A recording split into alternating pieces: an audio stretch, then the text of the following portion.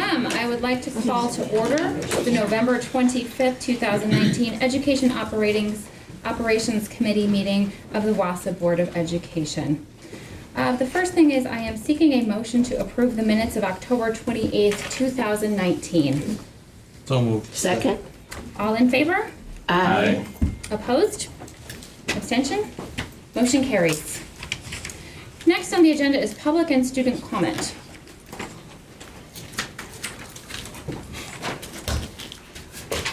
Loads.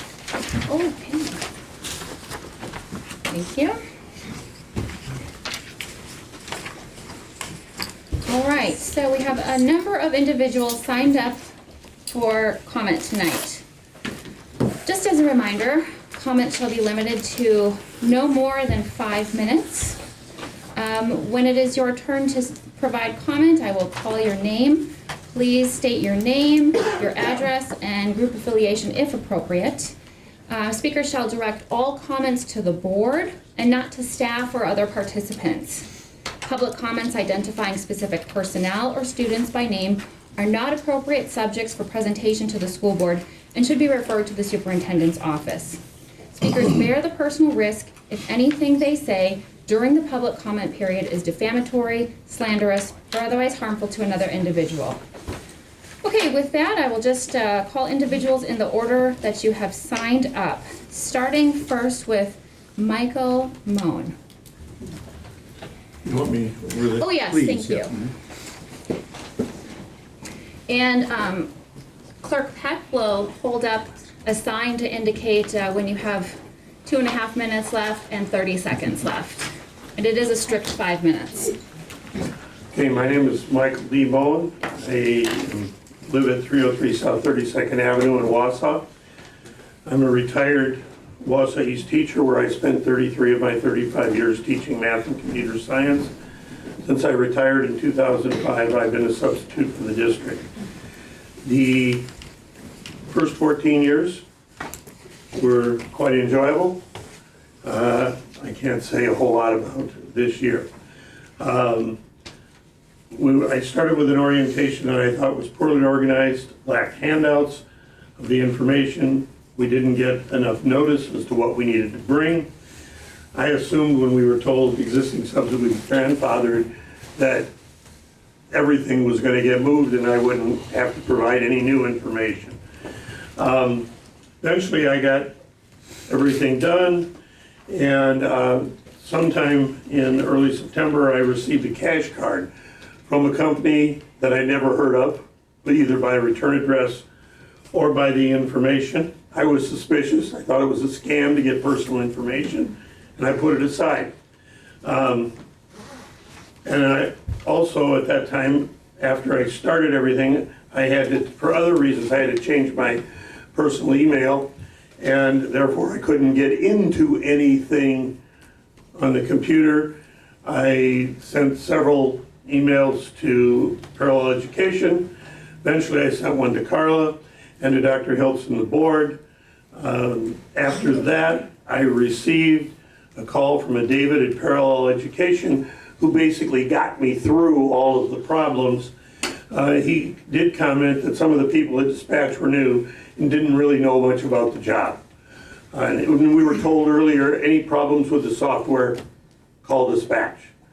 One of the things that happened to me after answering a couple of questions, the operator asked me for my phone number, said that she needed to talk to another IT person who wasn't there. She would call me back. After a week and a half, I had heard nothing. I had followed my routine that I've used for the previous 14 years of checking for available sub-jobs in the morning, a couple times during the day, once before dinner and once before going to bed. I saw very few jobs that fit the description that I usually applied for, which was math, science, social studies, and tech ed in the high school. I subbed one day in September. I got that job when the school called me and asked me if I would come in. In October, I continued to find no sub-jobs. I was called for one day when the teacher actually texted me. And into November, I was hired for 2.5 days. Again, the teacher texted me. And the second day that I was subbing, there was one math sub for 3 math teachers at East High School. I was subbing for the department chairman, so the other department members managed to rearrange the schedule to get staffing. And contrary to what Parallel said, I changed my assignment the way they wanted me to so that the math classes were staffed. Parallel says that you are an employee of Parallel Education, not of the district. That is who you respond to. And I just felt the best thing to do for students, for education, and the rest of the math teachers was to adjust my schedule and teach math. I've enjoyed, like I said, everything except this year. I feel like Parallel is looking for warm bodies. I don't want to be a warm body. I don't want to be treated like a warm body. When I go into sub, I teach students and I help students. Thank you. Thank you. Next, we have Beth Lind.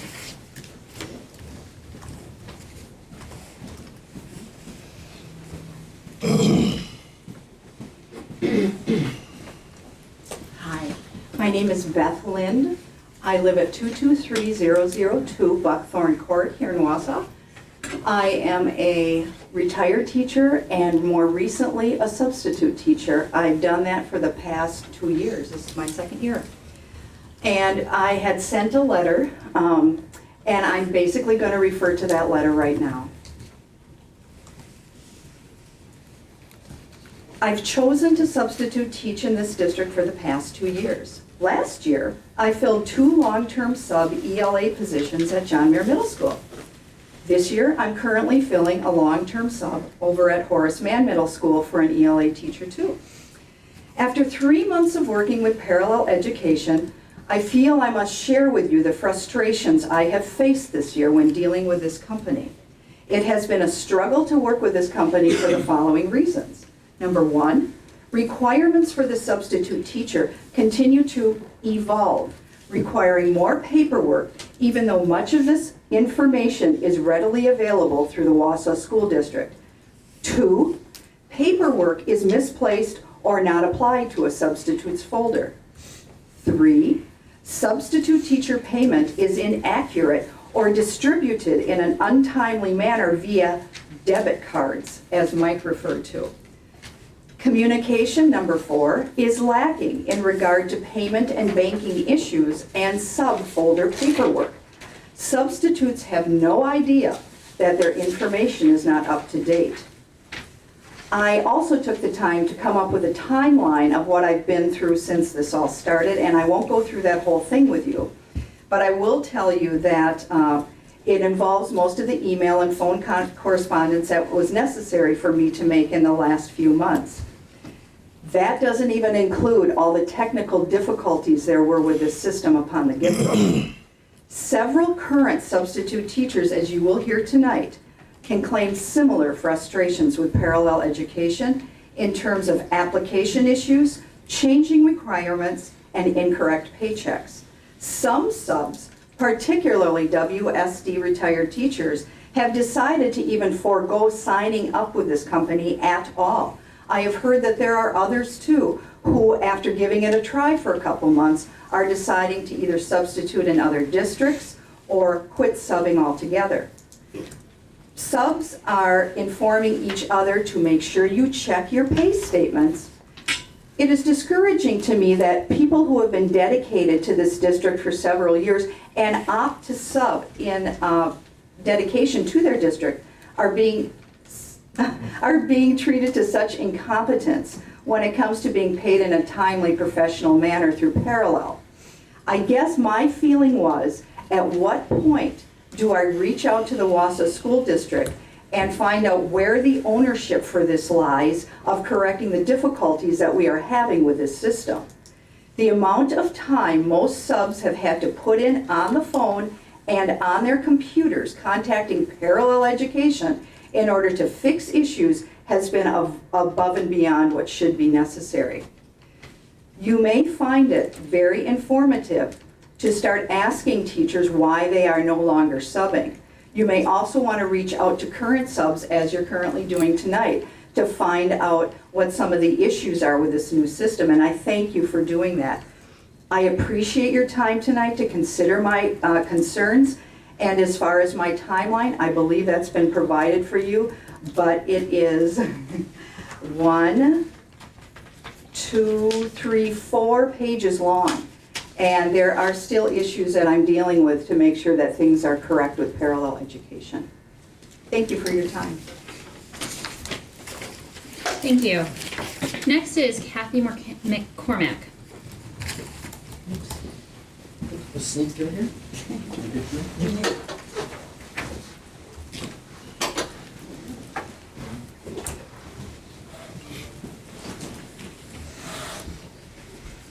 My name is Kathy McCormack, and I am a retired teacher in the Wausau School District. I taught for 34 years, and I have been subbing for 15 years. As Mike said, the first 14 years were just flawless, wonderful through ASOP. Never had a problem, never had anything go wrong. This year I'm just gonna ditto to what Beth and Mike both said, the same issues with the global cash card. I thought it was an advertisement, threw it in the garbage. Then when I called, they sent me 2 of them. My pay was wrong. When they rectified the pay, they took it all out in taxes, and I got nothing in back pay. My paperwork was a big issue because I brought it to Longfellow, and they lost it both times. The gal said she never got it, and I don't believe that because it was handed right into the receptionist. So these issues are all the same. My suggestion is really take a good look at this and see if it's something you want to pursue in the future. Thank you so much. Do you mind stating your address for the record? Oh, I'm sorry. 806 Ross Avenue, Wausau. Thank you very much. All right, next is Karen Peterson.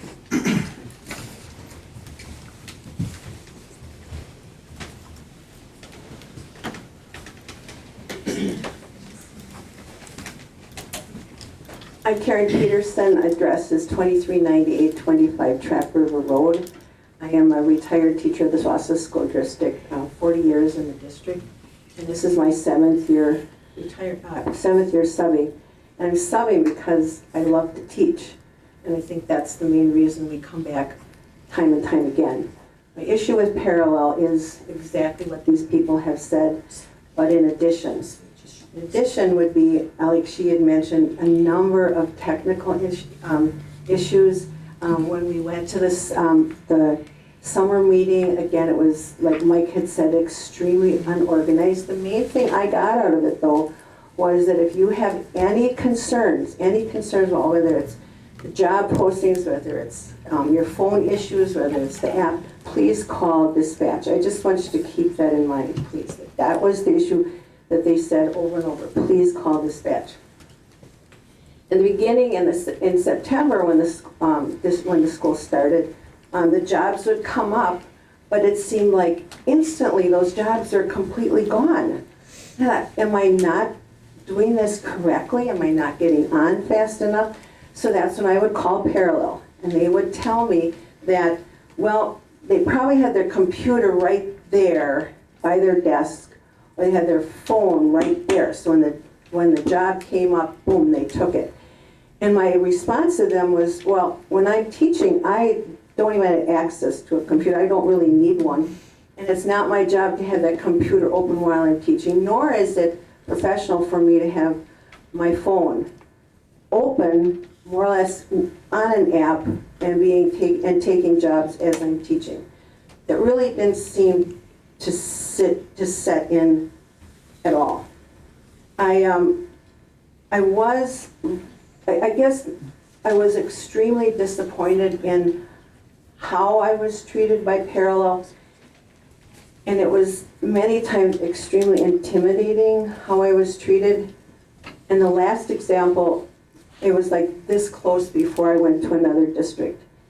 It was an issue with my phone, and I will admit, and technology is not my thing, but I thought I was confident enough to know how to get into the app, find the job, click on it, yes or no. But when I would click into the app, the little button would just keep going around and around and around. I couldn't get, I couldn't get to the next screen. So I notified Parallel, and she did, because I think they know me on a first name basis in Racine because I've called so often. And they did, Sonia did come to Riverview School and talk to me about it. At that time is when I thought, I cannot do this anymore. I will not be treated like this. She was intimidating me so much, saying that my phone was so old and telling me numerous times I needed a new phone. I need a new phone. Do you not know how to put your password in?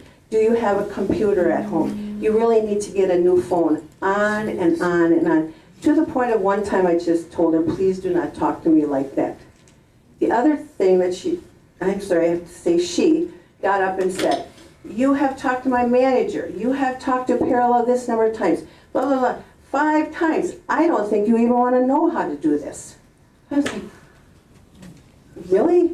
So then I'm a little nervous because are you keeping track of how many times everybody is complaining or bringing on issues?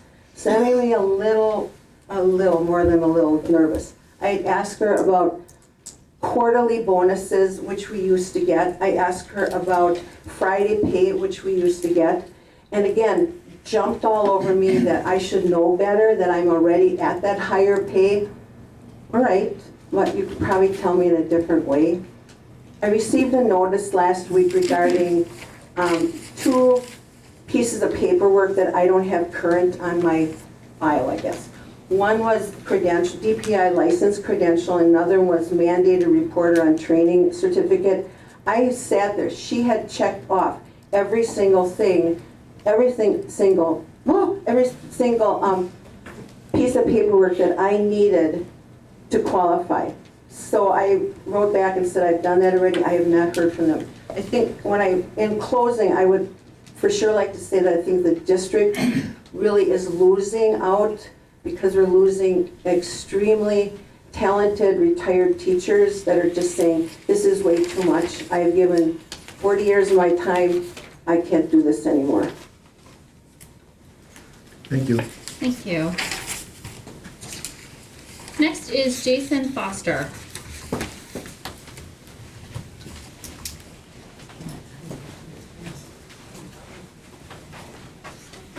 Good evening.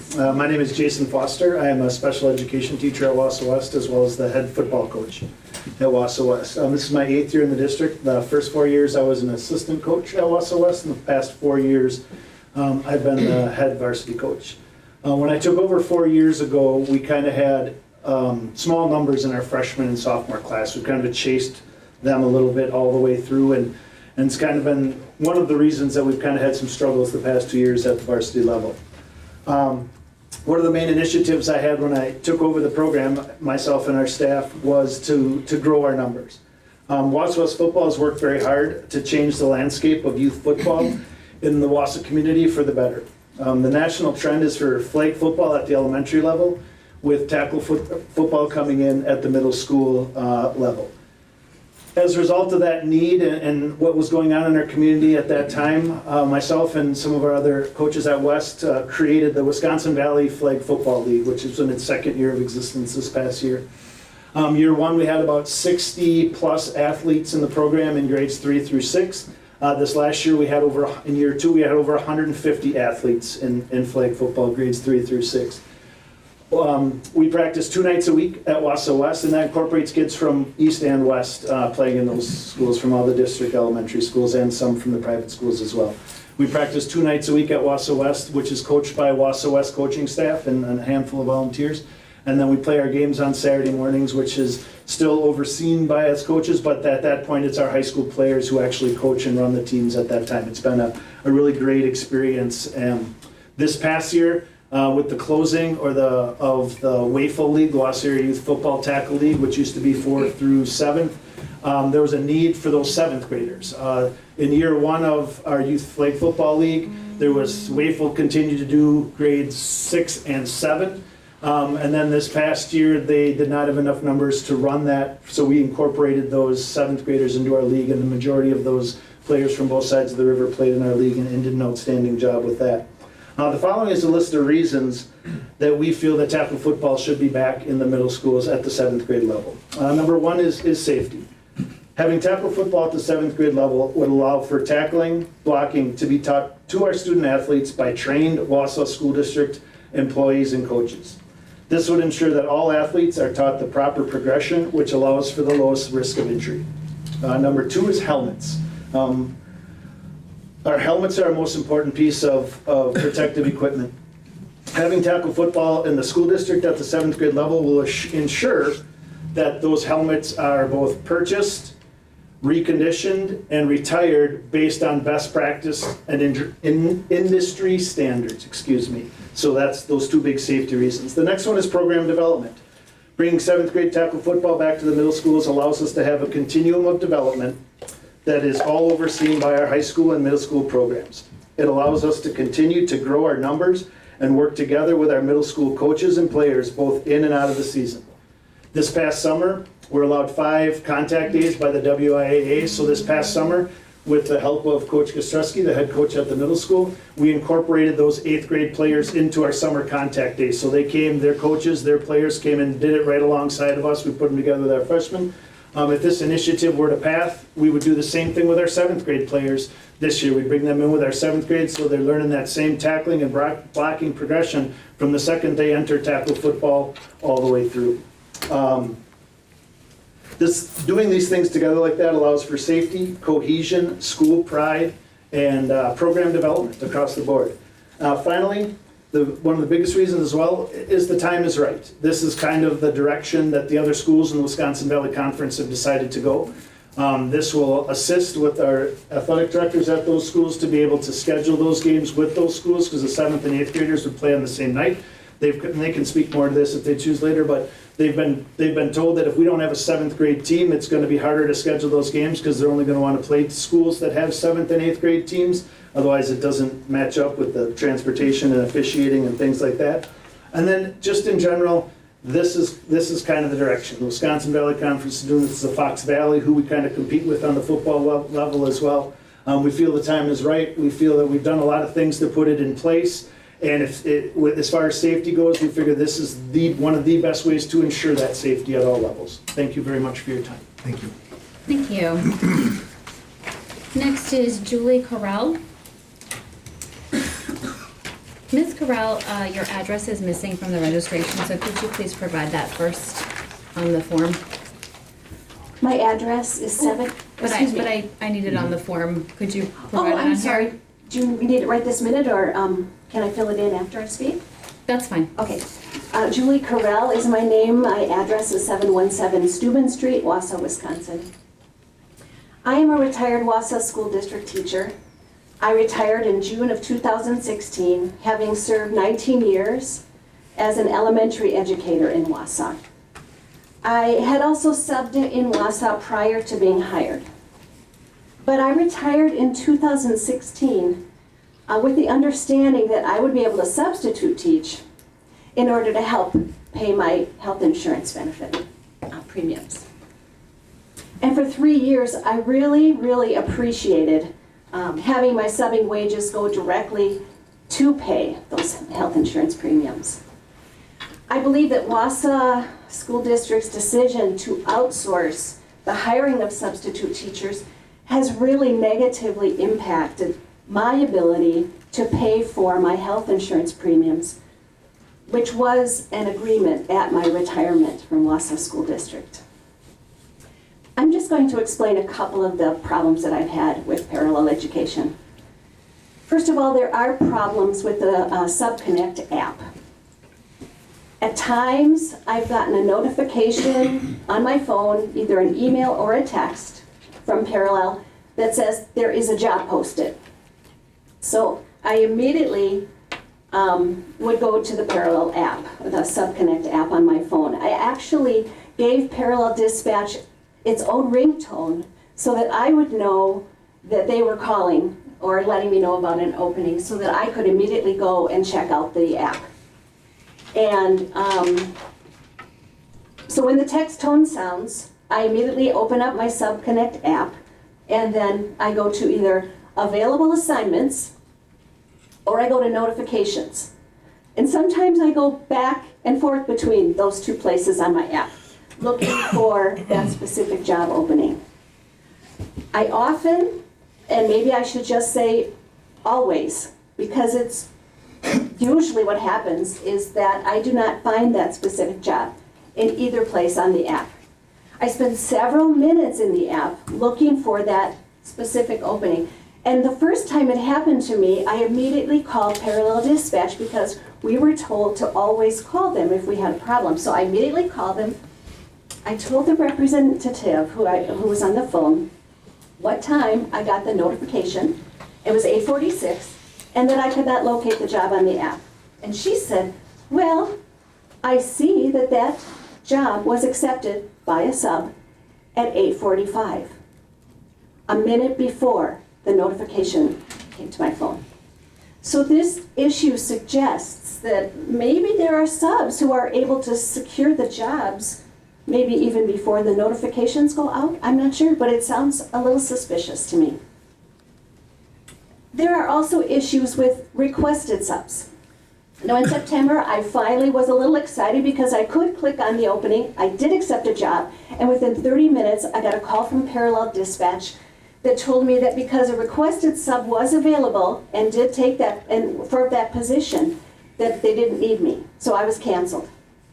And I was told that they would try to find me another sub job. I got a call the next morning, but the job that was available did not line up with my outside my documented area of preferences, so I could not take the job. But on the other hand, I have subbed several days this month, and most of those positions were for teachers who had personally requested me. But I had to contact them and explain that that was the only way they could get me to sub for them. When potential substitutes were called into a meeting this prior to the beginning of the school year, we were told that this change would be beneficial to the substitutes, particularly to the Wausau School District retirees. I have to remind you that these are teachers who served the district faithfully for many, many years, and we're told that we could offset our costs of our health insurance by subbing faithfully again for the Wausau School District. So I'm speaking here this evening because as members of the Wausau School Board of Education, you know the importance of having dedicated, effective teachers in the district's classrooms. Substitute teachers are being negatively impacted by this recent decision to outsource this important need in the district, and I believe that this will also negatively impact the educational climate in the Wausau School District. Thank you for your time and for considering my concerns. Thank you. Ms. Corral? Yes, I'm sorry, I'll get that. Okay. Next is Jeannie Russell. Oh, yeah, I see.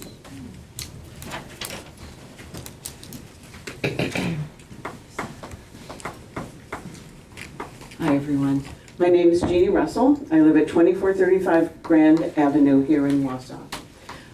When grown-ups get together in a room to talk about kids, because that's actually what we're doing here, we're all thinking about the kids that are served in this district in the best way that the grown-ups know how to serve them and help them grow and develop. So it's always personal to me. Everything like this is personal. It's about one child, it's about 3,000 children. When I drove here, thinking I was getting a job, all I had to do was sign papers. In August of 2012, the job fell through as I was driving across the country. Granted, I had a fabulous time driving across the country on my own, but it was not worth it because the job fell through and no one called me to tell me you should probably go back home to Berkeley. So I landed here without work. I looked for work from mid-August 2012 until February 2013 and decided that with my bachelor's in child development, with an attendant, secondary BA, a post-bac in child life and hospitals, that means I'm a medical play therapist, and with a minor in attachment and loss theory, that maybe I could be useful here. And so I went to the district and I applied, and I didn't have to pay for the background check. I did not have to come up with money for a TB test. I did not have to pay to get the physical done. That was covered by the district. And from that next day, I was subbing like crazy. I was getting to know children, I was getting to know schools, I was getting to know the culture of each of those schools. I preferred long-term sub jobs because then I'm embedded. Then I get to really know people. I get to watch the kids grow and change. And so that was always my preference as not a trained teacher. That's why I'm an aide. It's a different position, but it's still one that I think, and certainly the aides that I saw working, deserve every measure of respect you can drum up for them. They are, I've watched teachers try to run a class of 30 kids without one, and it's difficult for all the children, it's difficult for the grown-ups. Thanks. So I subbed straight through. There were many, many secretaries at many of the schools that had me on speed dial, and they knew that all they had to do was call me, and I would say, I just finished my shopping, I'm at county, I'm not dressed for teaching, and they didn't care. So I would leave my groceries. They were used to me there at county as well. Oh, she's off to work, and I would go to work, and whatever I was wearing, not my pajamas, but not real, clothes, professional clothes, but it didn't matter, and the kids certainly didn't care. It did not matter to them. Miss Jeannie's here, and they knew that I showed up for them, and they knew that I would stay the entire day, and they knew that I would stay for a week or several months, whatever it took, until the person who they really relied on and who they'd already attached to came back from maternity leave or whatever it was. Then late last spring, we got the notice about parallel. I was sitting over there, and I did take it personally at first, and I thought, are you serious right now? I have to try to find money, which I don't have, to get all of that documentation in order. I don't have that kind of money up front. I don't. I'm not retired. I'll have to work the rest of my life for all kinds of other reasons. And I was getting head up, as my great-grandmother used to say. And then I thought, you know what? I've only been with this district for 5 years. That is nothing compared to teachers who taught their entire professional lives here, dedicated, excellent teaching, bringing those kids up. I'm sure that there were many golden ages in this district for these kids. And I felt like it was disrespectful. It felt very disrespectful to me, and then it felt, the overview, the umbrella look seemed extremely disrespectful to long-term teachers who continue to dedicate themselves for whatever reason they did that. For kids, for their health plan, it doesn't matter. They did that. And I do want to say that subbing in the district, those first years were fabulous. And that's because of how the system was run. And I really appreciate that, so I wanted to say that too. Thank you very much. Thank you. Thank you. Okay, finally we have Tim Kostrowski.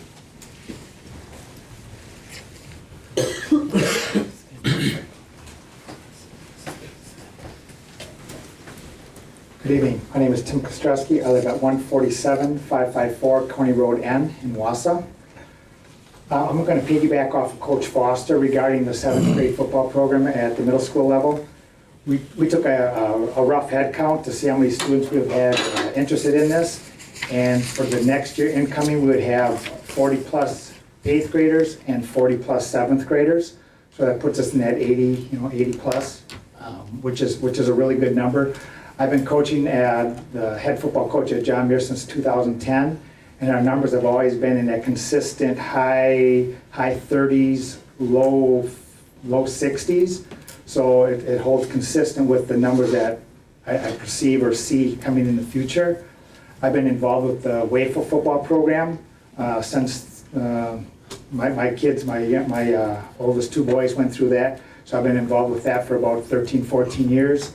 And this incoming 7th grade group, which would be our next year's 8th graders, I have a son in that. So I've worked with those kids since 4th grade through, and I know there's that consistent number that will be there. So just from the safety standpoint, what I've witnessed over the years, some of the non-educational coaches bringing some of their drills in and stuff, it's sort of scary at times. So like Coach Foster made mention about having someone that's been involved and trained and coached or taught how to coach properly, I think it's just going to be a big plus for our district to incorporate that to keep the educational aspect of athletics, because we know it's a huge part of our hidden curriculum is the extracurriculars in our district, not only athletics, but band, choir, and all these other activities that we allow our students to participate in. So from that standpoint of being safety, I think this would be just a huge plus for our district, so we can continue to have our numbers grow. I think Coach Foster, our West program, was around 100 plus from the 9th grade through the 12th. And if our numbers continue to grow, it'll allow us to compete with the other districts that we face throughout our Valley Conference. Thank you. All right, thank you. Okay, thank you everybody for providing public comment tonight. We will move on to the next agenda item, which is the Whole Child, Whole Wausau Short Cycle Report on Goals P1, P2, P3, and W2. So I believe this is Tammy and Carla, and then will be Angie and Judy? Okay. If the board doesn't mind, while they're getting set up, just want to let you know that, first of all, because we're going to embed some of the conversation about parallel into this short cycle report. So first, I want to thank the substitutes who came and spoke tonight. Your work really is valuable to us, and we want you to continue to work with our students. And I know that Carla and Tammy share that sentiment, as do the folks from Parallel. And so I know the Parallel situation will warrant some conversation. Like I said, it's embedded into this presentation. And I think maybe we go through the presentation, and we also have a representative from Parallel here tonight who can help inform the board about the current situation and plans moving forward. Two other things just before we get started, if you don't mind. I have made it a point, hearing the concerns when I'm in the buildings to seek out substitutes, and one, thank them for substituting and working with our kids, and two, just ask them about their experience. And while I am in no way saying, contradicting your experience, most of the substitutes that I've had the chance to speak with have had good experiences with Parallel, and so we want to continue to refine the practices and make sure all of our substitutes feel supported. And the last thing I would say is that I'm glad that I know we don't typically do 4 short cycle reports, but as you know, the working climate, employee relations are critical, to our success and the students' success. And so on behalf of Tammy and Carla and Judy and Angie, just want to let you know that we, well really the whole team, very much dedicated to very positive, strong employee relations. So I'm glad that they're able to share with you tonight some updates, some challenges, and some next steps. So all right, I will stop talking, but thank you for sharing tonight. Thank you, Pete. Thank you. Thank you, board, for allowing us to be here on behalf of Carla and myself. We're here to talk about the strategic plan and the people strand specifically.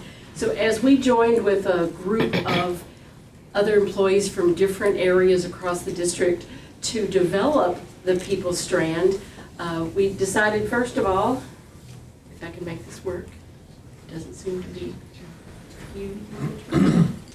You have to point it at the computer. I know, and I don't think it will. Is it turned on, Tammy? Yes. Maybe it'll go through Okay. There you go. Sorry for the technical difficulties. So we developed our goal, first of all, which our goal was to position the Wausau School District to be an employer of choice. We want to be an employer of choice in our community, and we take our jobs very seriously to be a part of our community. And this broke down into 3 different areas that we're going to focus on tonight. And as Dr. Hiltz had mentioned, we can't really talk about one without talking about the other. So our 3 areas are attract, retain, and balance. Attract is to attract a diverse workforce of talented leaders. Retain is by fostering a work environment that increases our employee engagement.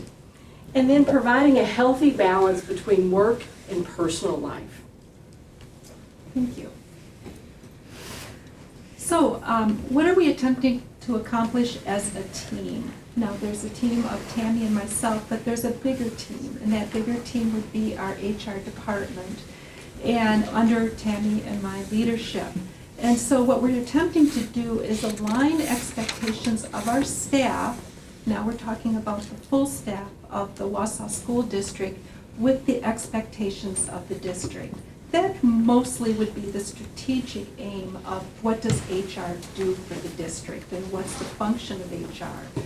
But we also, in doing so, want to help our employees to engage in their professional life while maintaining a balance with their personal life, which we're going to talk about that under our strand called balance. We also want to let all of our employees know, and when we're talking about employees, we're talking about internally all of the different classifications of employees, and we're also talking about substitutes as well in our district. We want them to know that we care about them, that they are important, and that we're here for them as well, and that they're appreciated and that they're valued. Additionally, we want to find new and innovative ways to increase employee engagement. And again, that's a topic that we are going to visit. Go ahead, Tammy. We're going to talk first about what's going well, and we'll talk about it in all 3 of our areas. So Carla, would you start talking a little bit about your teachers first? Absolutely. What is going well under Attract would be the accepted offers that we've received from our teachers across the district. Our new teachers, 80% right now is our rate. That tells us something. It tells us, number one, that we are a sought-after district, that people want to work for us, that it's not always about money, but sometimes it is, but we're able to meet that demand, that we have good benefits that we're able to roll out to these people. And we have other things that are very attractive. Diversity is huge. A lot of people come here simply for that reason, that they're very excited about the diverse number of not only employees but students that they have the opportunity to work with. Another thing that we've attempted to do, we've been told that once the paperwork hits HR, it takes forever for them to get an accepted offer. Well, there's a lot of reasons for that, but we worked very actively this year to try to decrease that lag time. So what does that look like? As soon as we get a recommendation, a candidate recommendation form, immediately everything stops in HR. It gets that packets on my desk, and immediately I'm dialing the phone to be able to make a contact and make offers to these people. Sometimes they want to think about it, so that adds a little bit more time, but for the most part, we act very quickly on getting that person on board. We want to make sure that we have an accepted offer from them before somebody else, referring to our competition, is out there doing the same thing. One of the things that we're excited to share that's going well is that Human Resources has been working very closely with our IT department to develop a paperless hiring process with eliminating some paperwork that there's now required to do. There will still be one form, but the point of the paperless process is to cut down on the time, as Carla was mentioning, to increase the communication. So if a manager, if a principal says, wow, I wanted an offer to go out to John Smith, and where are they in that process? They'll be able to look online electronically and find out where that process is. And ultimately, we'll talk a little bit later tonight about some ways that's going to also help our incoming applicants. Then, as all of you are aware of, we've been working very actively with finance and education and Dr. Hiltz on developing a new compensation model for certified staff. We're very excited about what that looks like and the opportunity that we'll provide. And so we felt that that process is in the works, and so far it seems to be going quite well. And we'll talk a little more going forward about the statistics and how many people we've talked to about it and so on. And then lastly, it doesn't sound, at least from some people's perspective, what's going well with Parallel, but I have to say, Parallel, their fill rate is stellar. They have done what they told us that they would do, and that would be to give us so far a 95% fill rate. Have there been problems? Absolutely. As any new program starts, there's issues, and we are going to talk about what those issues would be. So thank you. Just one question, when are you moving to the issues thing on Parallel? We're coming to it. Thank you. It's right in. Is it, all right. Yeah. My bad, carry on. No, it's okay. I want to talk a little bit more about continuing what's going well and our area of retain. So 2019 was a unique year in that we had 2 open enrollment dates for our health insurance, as the board is very well aware. Our first one was in the spring for an effective date of July, and the goal with Human Resources and working with our Business Services Office was to make sure that all of our employees had an opportunity to learn about the changes with our health insurance plan, make sure that they had the right information and that could pick the plan that was best for them. So we wanted to share some statistics with you that we held 26 different meetings in 9 different locations for a total of 710 of our employees and some spouses, but 710 people total that attended the meetings. So we felt like that was a good representation of employees trying to understand their benefits. Human Resources and our Business Services were there at all the meetings. The meetings were led by the Aspirus Arise account executive was at every meeting to explain the plan, and also our representatives from M3 Insurance were at each of the meetings to also, again, make sure that our employees understood what was going on. And then a kickoff to our second open enrollment in 2019 was held at the end of October. We did, for the very first time, an on-site employee benefit fair. We had not attempted this before, and we were very pleased with over 20 vendors that were at Wausau West High School. We had, best estimate is about 250 employees that were there that night, and I think everyone that came was very happy with what they were able to find. We learned after the fact that many companies offer an employee benefit fair, but many of them, it's only a table for health insurance and a table for dental insurance, and that's it. And we offered a variety of vendors that offer benefits and different things that I think our employees did not expect, and so we're very happy with that. You want to talk a little bit about the next one? Yes, back to teacher compensation. As far as retain what's going well, we talked about attract, but now retain. I mentioned that we had a lot of one-on-one meetings, and when I'm referring to we, I'm talking about Bob Tess, Noel Tordson, myself, Tammy, Chris Nyman, Ruth, all from education. We've talked to, as of today, 215 one-on-one people, one-on-one teachers. Now, it could be face-to-face, it could have been emails or a phone call, but the majority of them were face-to-face. And we're going to talk a little bit about our visits to the school, we also had a lot of opportunity to sit down and just go through the teacher compensation model with them. Additionally, we're going to have 2 large meetings coming up, one at the beginning of December and one in January. Because we promised that we would have those types of meetings, we want to make sure that we address every venue in order to give them the information and education that they need so that they can make a good choice for themselves. During 2019, the Human Resources Department has also made some enhances to the HR portion of the district website. We're trying to get more information out there and be accessible to our employees, give it a different and a fresh look, and we've had a lot of positive responses about that. And then in September of this year, we started something brand new as well. Human Resources is developing a monthly newsletter called People Resources. And we're very pleased that it's been a lot of very positive response. I checked the numbers right before I came tonight, and our November newsletter went out a week ago today. And on Friday, so after it was only out for 5 days, had 1,679 people that had accessed the email and opened up and looked at our newsletter. And the newsletter is going to continue every month.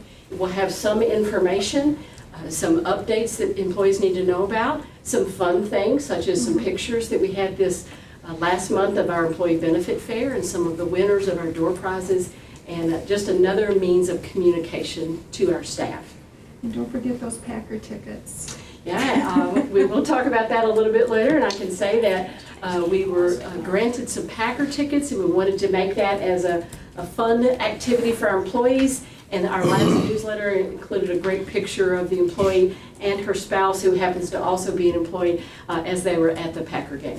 Exactly. Carla, just while we're still on this, what is the goal with the teacher education as it relates to the comp model? Because with these 2 upcoming meetings, I'm concerned that you're still not going to reach the majority of the teachers.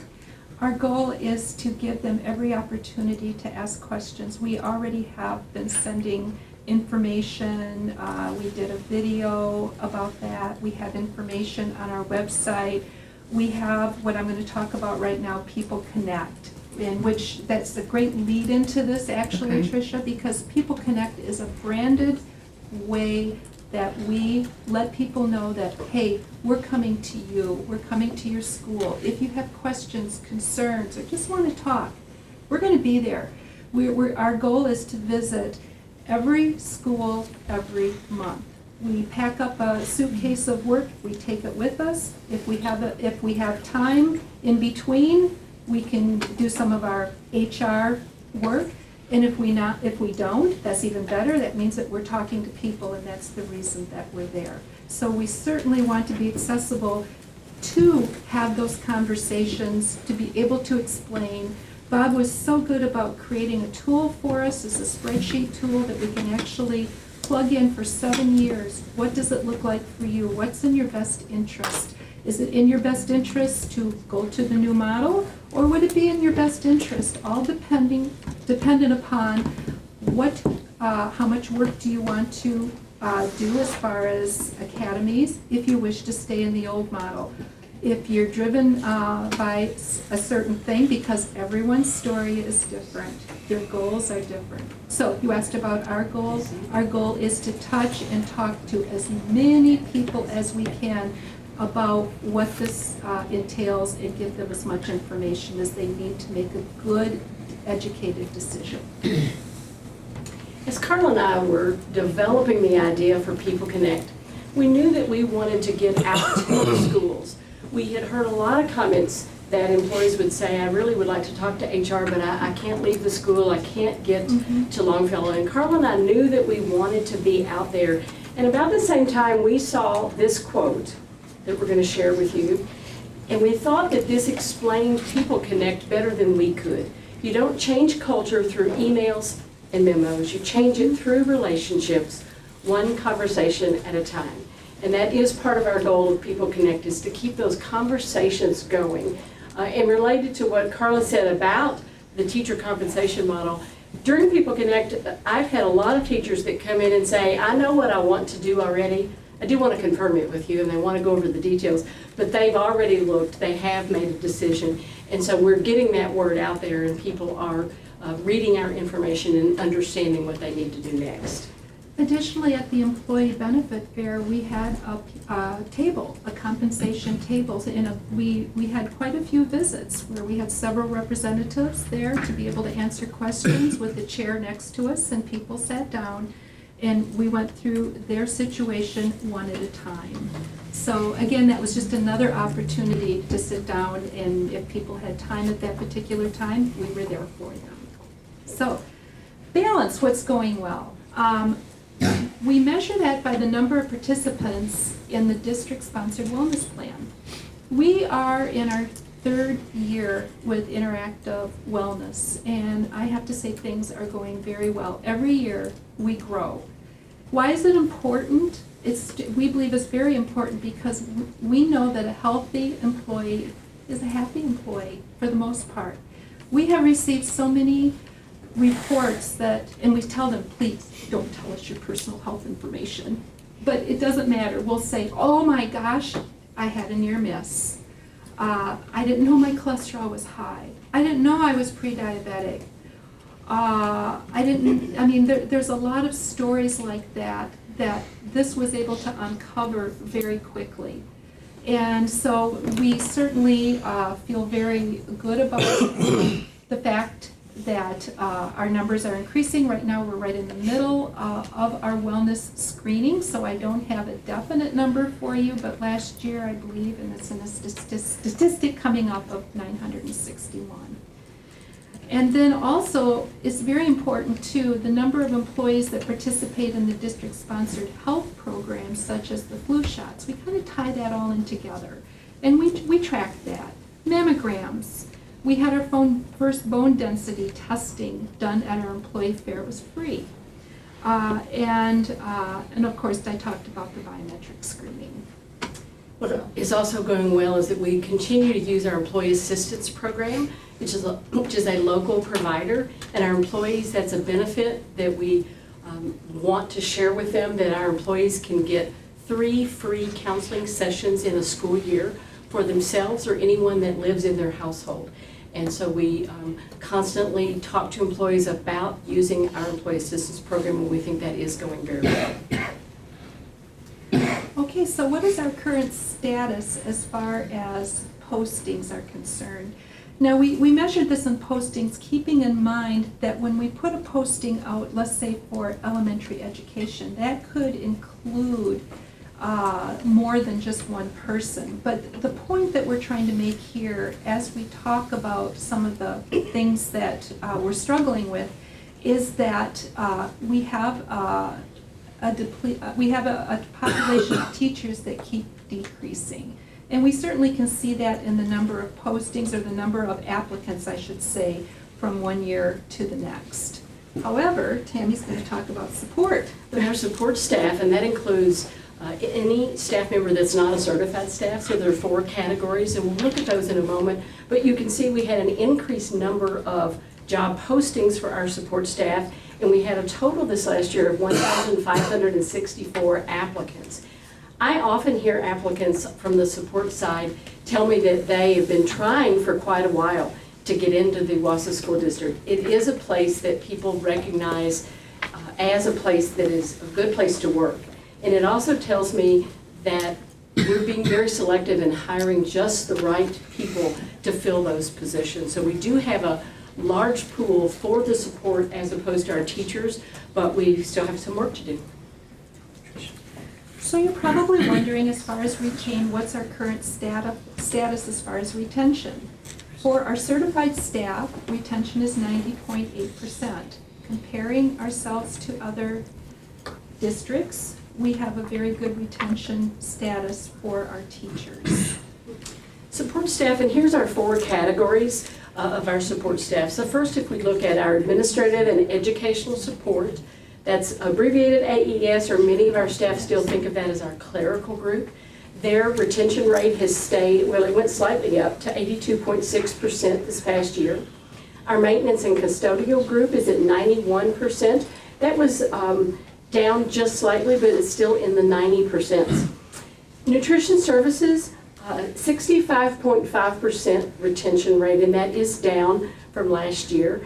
And obviously an area of concern, and so we have already spent several hours looking at this, working with our Director of Nutrition Services, and I think that that number is for a variety of reasons, and that's one of the things that we're going to be working on, is to how to increase that for next year. Then we do have that municipal category with a very good retention rate of 97.6%. Exactly. And one thing to keep in mind as well on the certified staff, I'm sorry, did you have I just had a question about this 65.5%. I mean, that's pretty alarming. You know, when we look at grades or scores, that's borderline definitely a grade you don't want to have. So do you have any further feedback on why we have such a difficult retention rate there? And I do think it is a combination. So when I say combination of things, I would look first at nutrition services is our lowest paid group of employees. I think it is difficult because they do not work a full year, calendar year. It's during the school year, so they have the summers off. That works great for many employees in nutrition that have children in the school system and they can take off during the summer with their children. But several of those employees do not have children, and so they go without a paycheck. We're going to talk in a minute about competition, but that's where our competition hits us. Because nutrition services, you think of how many jobs in our community are competing for those same nutrition services employees. All of our restaurants, all of our fast food, all of our gas stations, all of the new businesses that have cropped up that combine a grocery store and a gas station together, that's who we're competing with, and those jobs are all year-round jobs. Don't they also have a shortened day, like shortly before lunch and then? They do, and we base that on the needs of the school. Hours So there are a lot of employees that don't work a full 8-hour day. There's some that don't work a 6-hour day. That's challenging. It is challenging, but we also feel like we can't ignore our budget. See, Right. Bob has taught me well that I can't ignore the budget, that we have to stay within those parameters. And those were based on the needs of the school. When do kids eat at the school? When are they finished? And you only need your staff there when you're preparing and getting that food ready for that. That is yet another That's reason. always going to be a challenging group because of the part-time nature of that work. It's also a job that's very backbreaking. It's very, very labor intensive. When we think about cooking, we think about cooking in our kitchen, but these, mostly women, are big tub full of steaming hot vegetables and steaming hot food, and there are a lot of back injuries and stuff that go with this job. It's a short period of time you're working, but it is all the time Intense. But Yes. the turnover numbers tell us that there's certainly issues that we want to address. However, and I'm not saying that there's not issues, but if you compare this retention rate to our state retention rate and even local retention rate, It's probably the same. it's about the same. So you're saying that the state retention rate from 2017-2018 academic year to this year also was a 14.4% difference? I mean, that's a pretty alarming drop. Yeah. I will say that when in discussions with Karen Fox, our Director of Nutrition Services, she obtained some information from the U.S. Bureau of Labor Statistics from 2018, specifically about food service jobs, and they broke those jobs down into the regions across the United States, and for the Midwest region, their retention rate was 44.9%. Now, we're not in any way saying that 65 sounds great, but compared to 44, it does. But we know that there's definitely some things that we can do. So what does this look like in our schools right now? I mean, are we lacking individuals in these spots, or you've managed to fill the 34.5%? We have 3 open right now. Okay. Yes, so we are working on, other than those 3 staff, and they're interviewing now and looking at that, but we filled all the rest, yes. So who does the work for those 3 open spots? They use substitutes as well. They have several substitutes through Parallel, or they shift around the job duties within the school. And our supervisor and our director go to the schools. Sometimes they will go out. If there's a need, they'll go out and work. Just to fill in, particularly if you look at our elementary schools, many of those only have 2 employees. So if one of those is absent or has to be gone, or we haven't recruited for that position, the management staff will go out and work in the school. Excuse me. I think it's important to note also that that employee group is the most sensitive to unemployment rate. And think about what has happened locally and throughout the United States with the unemployment rate in the last year. It is rock bottom. And when you get an unemployment rate that's that low, some of those jobs, it's easy to switch jobs. It's easy to maybe find a better job that maybe pays more or more hours or better benefits. And of all of our different categories, that's the one right there that's the most sensitive to that component of the economy. When the economy's doing well, when the unemployment rate is low, people can find jobs elsewhere. And if you want more hours, thank goodness we have a lot of employees that want limited hours. We have a lot of employees that want a smaller part of the day. But if you want something other than that, you all know about the demands on our workforce right now and how easy it is to find jobs elsewhere. I think that's important to understand. Exactly. Okay, very good. We talked about the stats as far as the wellness screenings last year. It ended with 961. Currently, as of today, we were up to 894, but again, we're not done yet. And so it takes a lot of promotion, getting the word out there, reminding people, because sometimes people don't realize the value until it's too late, because this is very time sensitive. So it's probably time for another reminder, just to say, hey, you have one more opportunity before it's closed. And then our flu shots have gone up, and last year they tend to run about the same, right around in the 230, 250 mark from every year. However, they went up this time, and I'll let Tammy talk about the... We're proud to say that 97 people got a flu shot at the Employee Benefit Fair, and that made the big difference. So our flu shots would have increased by 10, but now we increased by 107 because of the Employee Benefit Fair. Exactly. Very good. So what are our challenges? We already have kind of touched on that a little bit as far as attracting top talent within a shrinking statewide candidate pool. It's not just statewide, it's national, actually. But, so what do we need to do? And I've looked at a lot of outside creative resources to be able to market what our jobs would be. Social media being one, getting the word out to as many people as possible. Teacher to teacher, K-12, these are all sites that we could use in order to get advertisements out there.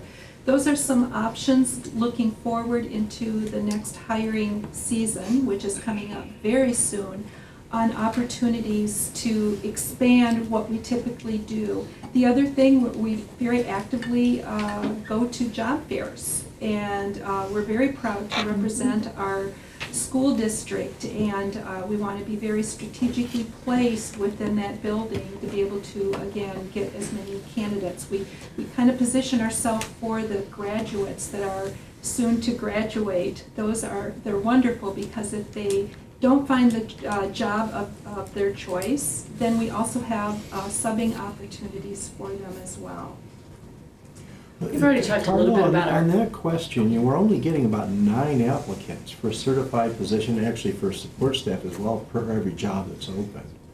Which is, I understand that that's been going on for quite a while. How broadly are we advertising? Are we only going to schools of education within the state? Are we looking across the entire state? Are we going regionally, nationally? How do we get our word out? Last year we went to Oshkosh, we went to Madison, Stevens Point. We've talked about going out of state, but then we run into licensing issues. And so we're kind of deciding, is the expense of going out of state worth it? Because it's very difficult with reciprocity and all of the things in order to get them licensed once they're here. Now you're looking at an average, and that's a little bit swayed because there's a few positions, such as a psychologist position or SLPs, are very difficult to fill positions that we might not have anybody or maybe one candidate, compared to a school teacher position, maybe for elementary school, that we would have many more candidates for. Okay, many more looks like just a few dozen now? No. Or, because it used to be a lot better than that. It used to be, and the numbers certainly reflect the decline, but we have, off the top of my head, I don't look at it every day, that's something that we handle internally, but at least 50, maybe about 123. I'm just trying to remember, Andrea, exactly how many that you had as we were doing the selection process. Sure. I think when we first posted last year in February, because we do try to be proactive and begin that process in beginning of the second semester, believe we had in the 80s, maybe around 86 in the first posting, which is down from previous years, and that would have been for elementary positions. For how many positions?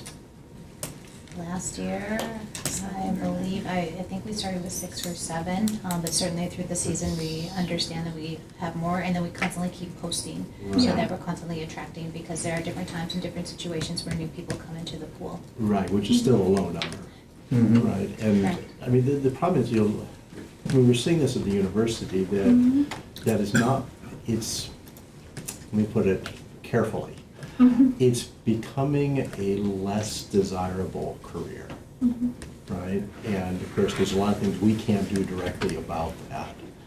But I think we need to think about why people would want to come to Wisconsin, or would want to come to this part of Wisconsin. You know, there's a lot of reasons why we're getting kids fleeing urban areas and coming to our district. We might want to think about that for teachers as well. Oh, yeah. That we want to go down and recruit in places that those very kids are coming from, trying to get to an easier environment to live in. That's why it does cost a little extra money to go on sites such as Teacher to Teacher, K-12, and several other really productive sites. I think it's worth our while and our money to do so, to see what we can do to attract ourselves on a national basis as opposed to just a statewide basis. And that's what these particular groups will do for us. So, but that's very, very good, and we're certainly looking for ideas and ways to attract people. We look at the area, what do we have to offer as a school district, and then once we get people here, even for an interview, we have one, possibly two, which Dr. Hiltz just brought a name of, local people that can meet with them and give them tours of the area, show them all of the reasons why they would want to live in central Wisconsin. You know, it's not just Wausau, it could be Weston, it could be somewhere locally, and then help them with housing or answer their questions as far as, local attractions and things, anything that we can do to market the area. Carla, I want to go back to the first goal, attract a diverse workforce of talented leaders. And the reason I'm asking about it is because this seems to be where it would be addressed. But now I'm not seeing that language of diverse workforce. So I'm seeing top talent, which obviously is important, but what does diverse workforce and attracting a diverse workforce mean for you in HR? And what are you doing to do that? Because I've gone through the whole presentation and I don't really see diverse listed again, except in the goal here. What we're attempting to do is partner with local groups. What we would like to do, and we've talked about it internally, is working through NTC. And what does that mean for us? We want diversity. We want people from different cultures to come and work for us, different languages. We have a real hard time finding teachers and support staff that are ESL, as an example. So we'd like to partner with different associations in the area that represent a group of people. We've been working with Shannon Charbonneau and talking about diversity and what does that look like as far as who do we reach out to ask for help, or if they have resources, or how would we advertise through them.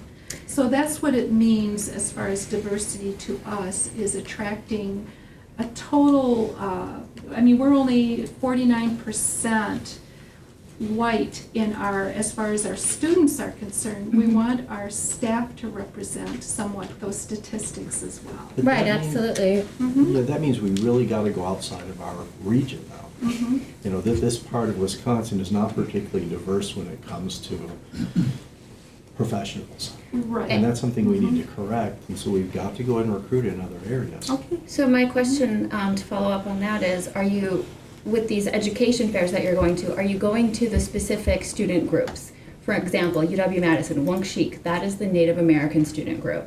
Is that a group you're reaching out to, or some of the other minority groups within these different state schools that you're going to? The way that we reach out to them is when we post a posting, automatically these postings go to these schools. Now, are we developing a relationship yet with that particular group? I didn't know that that group existed, but we certainly would attempt to do so.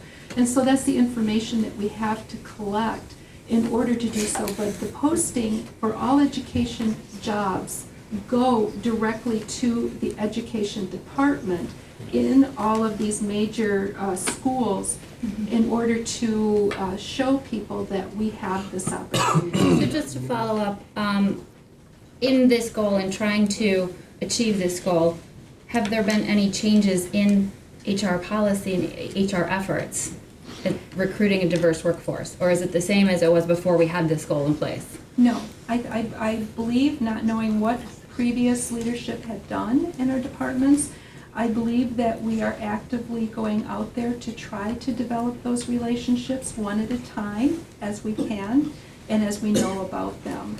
And we're opening up different sites that we haven't used before, and referring to the teaching sites, going out there and looking at Indeed and other types of sites in order to attract them. But as far as your question about diversity, I believe that we have made small incremental changes, but we're not where we want to be yet. I was impressed that I went to the Marathon County Education Committee last week, and two things that I was aware of. Number one, we talked about when the economy is good. One of the things that the universities are realizing is that there are more jobs and people go directly into jobs, so there are sometimes less people going into the college ranks to get trained. So there's a problem there. But on the other hand, what's happened, we've got a great association with the Chamber of Commerce right now, and they're doing a wonderful job in terms of making things virtual and people to check out the community online. And I was really impressed to see that they post education jobs, among other things. Are there, for instance, minority educator networks? I believe that there possibly could be, but I don't know yet. I mean, it's something that we're in the process of developing so that we can go into the next year doing something a little bit different, or kind of spreading our wings just a little bit in order to touch more groups. But in the past, and even last year, we relied a lot on the campuses to get our position out there because they have the diverse population that would be attractive. Right, but if we only just say we've got a job and put it out to everybody that's equally, just the then we're start. not being attractive, right? Because there's no reason why I would, as a minority member, want to come to this environment if somebody doesn't reach out to me specifically and say, we really want you, right? I mean, that's a pretty important thing, and if we don't even know if there's minority educator associations out there, it means we haven't tried. So just to let you know, there is the Wisconsin Indian Education Association. I've mentioned it in board meetings previously, having done lectures there earlier this year. Certainly that's something. I don't know if it's appropriate or inappropriate to reach out to DPI. David O'Connor's there, but also reaching out for other ways focus on attracting diverse workforce. They may have suggestions. They may say, here's a whole list of associations. And also I think maybe some Google searches would pull some things up as well. Oh, we've been doing that, but that's very good input, and we certainly will continue in our efforts in order to create more diversity in our hiring process. Yeah, and I think it just is worth stating that diversity is essential. Our students need to be able to see themselves, our minority students need to be able to see themselves in the teachers in the classroom, but also our non-minority students, they can gain a lot from having diverse teachers in the classroom. So I think everybody here recognizes it, but it's worth saying that I'm concerned that it seems more effort needs to go into this particular Yeah, I mean, to put a aspect. point on it, we have no documented strategy to improve diversity. Unless I'm hearing this incorrectly, right? Right. Yeah. Okay, so we need movement in this direction with some with some objective goals other than we're going to improve diversity. And that's what you guys are gonna do. We right? have an HR agenda and certainly diversity's on there and ways to measure it and so on. We just didn't probably explain it as well on here, but we certainly are passionate about building diversity into our staff, and we certainly appreciate all of the input and support that you're giving us to be able, tell us what direction to go in, so thank you. I'd like to make a suggestion to maybe look at the licensing differences between states, because I'm thinking with the teacher shortages, there's probably some alternative paths to make that licensing a little bit easier. I know some things have passed recently. We have. And maybe take a look at that now in light of some changes that have been kind of recent. Maybe that would encourage us to go regional instead of just in the state of Wisconsin. Absolutely. I mean, it's not that we haven't gone regional. And you can We're only just do saying- so much yeah. with the time you have, but Exactly. it might be worth taking a look at. Absolutely. Maybe just to go next door to. I had somebody from California reach out to me today to say, and I have no idea, they didn't say anything other than what their credentials were, but what does it take to teach in Wisconsin? And I showed them, told them where to look, what to say, who to talk to, and how do you convert your license. And I get a lot of phone calls like that. And so hopefully we're attracting a lot of different people, not just from Wisconsin, but throughout the United States. It might be easier to do that than it used to be in the past. Yes, so thank you. Okay, and then lastly, we wanted to talk about some challenges that we're encountering with parallel education, and we do have support here from Tammy Rosenberg, who is going to address some of the questions. And thank you, substitutes, for staying. And I hope that Tammy's able to address some of your questions. But I'm going to go through some of the things that I know about. And I do have to say that we communicate, I want to say hourly, but at least daily. But anytime there's a question, a concern, something that's brought to my attention, I usually take that email, preface it a little bit, and give it to them straight as. I mean, this is the issue. Would you please reach out to so-and-so and fix this? Or give them the information they need. Why can't they sign in? Or whatever the question might be. But we work very, very closely, as a partnership should, in order to try to make this very huge transition easier for our substitutes, easier for us, and Parallel's going to do the same thing, even though they've dealt with very, very large school districts. Every school district is different and unique in what their needs are, and I think that Tammy could vouch for that when she talks. But overall, this has been a huge change. Not only did we partner with an outside staffing agency, unfortunately, we also had to change our technology. And I think that's really where a lot of the angst came in, because it's different. It's not ASAP, it's not the same. And so definitely, at the very beginning, there was setups and issues that we needed to take care of, and we worked through them one at a time, at least as I knew about them. And I'll let Tammy address that in just a moment as well. Some of the concerns were that there was not a school preferred sub list. That is true up until recently. They were developing that with their software developer, but now there is a sub preferred list. That's what we're used to. The schools that we're used to a preferred sub list for just their schools. And then teachers also were used to having their favorite 5.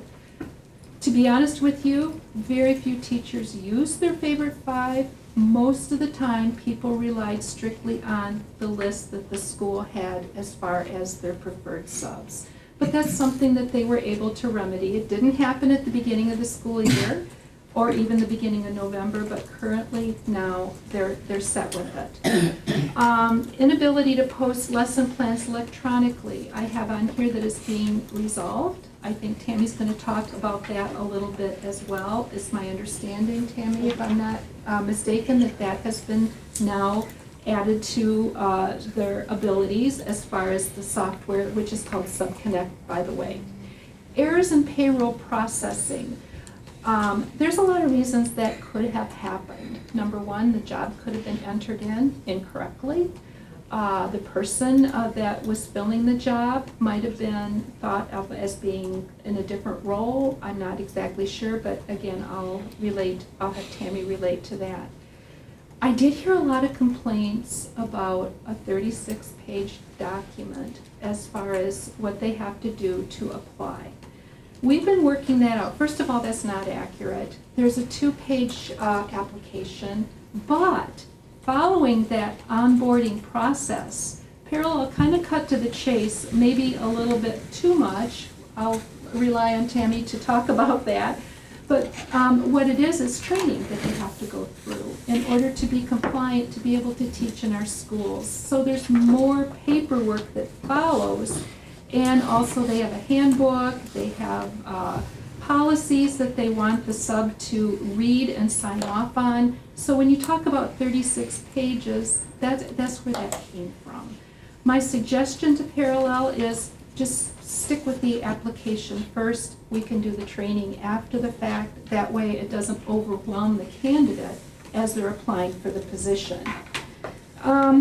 Lastly, there seems to be a lot of miscommunication among staff about Parallel. And I'm not saying that it's all inaccurate, but I haven't heard everything. And I wanted to make sure that we're talking about the same thing. A lot of times there's a lot of, just with anything else, people share experiences, and some of them there's an explanation for. Some of them could be accurate, some of them could be inaccurate. But I stress, if there's an issue and it's significant enough for you to come here tonight, I do need to know about it so that we can work it out. So having said that, I'm going to stop talking and I'm going to turn it over to Tammy so that she can address, I hope, some of the concerns that you may have. Thank you for listening. Thank you. Good evening, President Sunker, Dr. Heltz, board members, audience.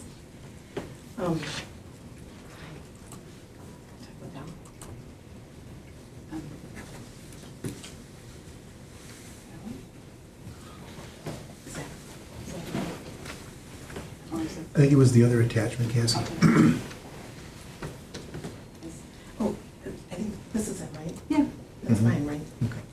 There's only 4 slides? Yes. Okay, so the first thing I want to talk to you about is SubConnect, because that seems to be the biggest issue that people seem to be having. So in light, I'll give you an idea. We work with Indianapolis Public Schools. It's 75 schools, 31,000 kids, 10,000 teachers. They're on SubConnect. They were on SubFinder first. It always takes a little bit of time. The other thing is that as we were launching this, there were things that subs identified, Carla identified, of things that they would like that the system wasn't doing that they used to have, that we immediately put on the agenda for our developer, which if anybody's been through any kind of IT upgrade or anything like that, it does take a little time to get it working all in conjunction with each other. So these are the things that are currently completed. So the sub-request is completed now. We've got the double booking so that it's not the notifications with more of the details that were added, and the availables. These are all completed. They're working within the system.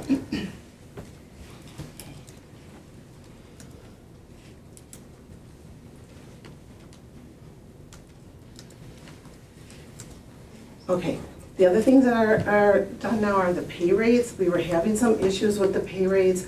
There's a lot of different pay rates for Wausau. And so what we did is there were times that somebody transitioned from one position to the next. It means they changed their pay rate. It could have been on a daily basis. It could have been within the long term. So instead of doing that, we removed them all, entered the person in the job that they're in, so we're seeing less and less issues with the pay rates. Initially, in September, yeah, there were some issues that they didn't come through, and like Carla said, there's multiple reasons for that. They can also now attach, the teachers can attach their documents, so their lesson plan, so they upload right into the system and they can grab those off of that. Okay, in the progress, what's in progress?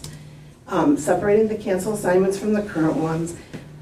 They want their assignments in chronological order, which absolutely makes sense. They want to add dates and times to the job notifications. They want to improve the mobile app presentation and then remove the past assignments from their searches. So that's all in process. Some of it will come out sooner than others. There's things that, what always happens is the developer will work on it. It has to go into test mode. We have to test it before we can launch it. Then we launch it and then it's out for everybody. All they have to do is hit refresh, in most of their cases, on their app, and it will automatically refresh. I wanted to give you some stats so you can know what's going on. So through September, November, we've had, so I got to over here, get to the numbers right here. But we've had 3,720 requests. We've filled 3,354 and unfilled 366. Our sub rate right now is at a 96% fill rate, where we're struggling a little and we've had to do some real concentrated recruiting is on the SPED EA position. We just have to build up that pool. And under the food service and custodian, we have the food service pool built up now real well, even to a point where a couple of our subs are being hired on into the food service, but we've got to build up that custodial team. So right now, active in the sub pool is 157, 48 for EAs, 24 for food service and custodians, and then what we have in progress is 64 and 10, and that could be, that's just somewhere somebody's within the process of the application. So does the app provide for a sub that has secured a job will be canceled if a requested sub later indicates that they will accept that job? So the way the system worked before is that it was a 2-hour time frame. And Carla did not think that was long enough. So they asked that there be a longer period of time given. So initially, yes, what would happen is there would be, the job would go out, it was only holding for that period of time. The requested sub was saying, I don't have enough time to grab it. It was going out and somebody else would grab it. Now it works, it's 8 hours. It will really only go out to that sub for that 8-hour period of time, unless the job comes in with not enough time to give them 8 hours. So are you canceling subs that say they will take that job and then turn down other jobs because they think that that is their job? That's the question that I have here. Oh, okay, it doesn't quite work like that. Okay. So now the job has 8 hours to go out to that requested sub. When that job is out there, nobody else can see it. So it only goes out to the public now after that 8 hours has been released. So if that requested sub does not pick it up within that 8 hours, then it will go out to what is the general population of subs, and then anyone can pick it up, and no, they wouldn't be canceled at that point. Okay. Okay. Now, it's 8 hours. It used to be 2 hours. Is it the same before you went to the 8 hours that the job notification wouldn't go out to anyone else until that Right. period is ended? And so while we were waiting for that 8 hours, what happened to the one sub, which I feel bad about, but the school would make their request, and then the requested sub called. And so then, yes, we were doing that because we didn't have the 8 hours working. They would call back and say, I want to take that job, I've been requested for that job. And then we did everything in our power to put the sub that we had to cancel out into another job. But just, I mean, your jobs are going quick. Okay, but if somebody accepted a job and then you canceled them because the school requested. And you didn't compensate the person you canceled in any way? We try to find them another job. Okay, but if you can't, you don't compensate them after you've promised them a job. No, because they didn't go out and work yet. Right, but you promised them a job. Yes, but. Yes, well, that's We never not- have though, even when we were in ASOP, if there was an error, and we would do the same thing. The policy was basically held the same way. The only time a sub would be compensated, and this has happened before too, where somebody put in an absence by mistake, and then all of a sudden, here we have an employee and a substitute at the same time. We would try frantically to find a different position for the sub, and if we didn't, we would then pay for the sub for a half a day. And that's something that we have also told Parallel in a situation like that. If we know about it, we make the decision to tell them to pay the sub anyway or not. But if it's just a matter of they kept the job, they had the job, and then if it was done in a timely basis, which I'm not sure what the time frames are even referred to here, typically we've not paid the sub if they've accepted the job and then were asked to step down. Okay, well, the timeframe does matter, Mhm. and so it'd be a good idea to look into that and to make people as whole as possible, right? Because- Absolutely. So is this not, But this is something has that been can't corrected. happen now? This has been corrected now that So they, now it can't happen? for the most part, no. Well, what would be the part where it would happen? In the event that, just what I explained, where somebody accidentally put a Okay, job in. but the and part took of, a vote, yeah. you know, the requested sub logs in after 8 hours, that can't happen now. It's open after 8 hours. Correct. Okay. So, you know, I don't know where to begin. Carla, when we were presented with this as an option a number of months ago, I had asked that you guys do some reference checks. Did you do those? Yes. Who'd you call? Stevens Point, we called, and then we also touched base, I believe it was with Dayton, and just to kind of look to see, but they were so out of our realm in that they were so much bigger. I really looked at more of what is Stevens Point doing, why did they choose Parallel, and why did they feel Did they have that were feedback on good. Parallel's performance? Pardon? Did they have feedback on Parallel's performance? Yes, they also checked and they seemed to be very happy. But Stevens Point explained to me that our situation is a little unique in that they already were using a third-party Yeah. Okay. substitute process. And so their people they were using teachers on call. And they had made the decision to switch, but they were used to it. They did things kind of in sections where we ended up having to not just switch Sure. and go with the Parallel, but also go with their technology. Okay. Teachers on call used ASOP, so it was a little bit more gradual for their staff. So, and I guess here's my broader concern. Almost everything that I heard from the people that presented tonight had to do with, well, let me rephrase that. The most concerning aspects that I heard are non-technical related. So it's great to fix this and it's great to enhance this, and I respectfully disagree with you. You don't have to put an application out that doesn't work 100%. Best practice would be that you don't put it out there when you know that there's flaws. That's another discussion.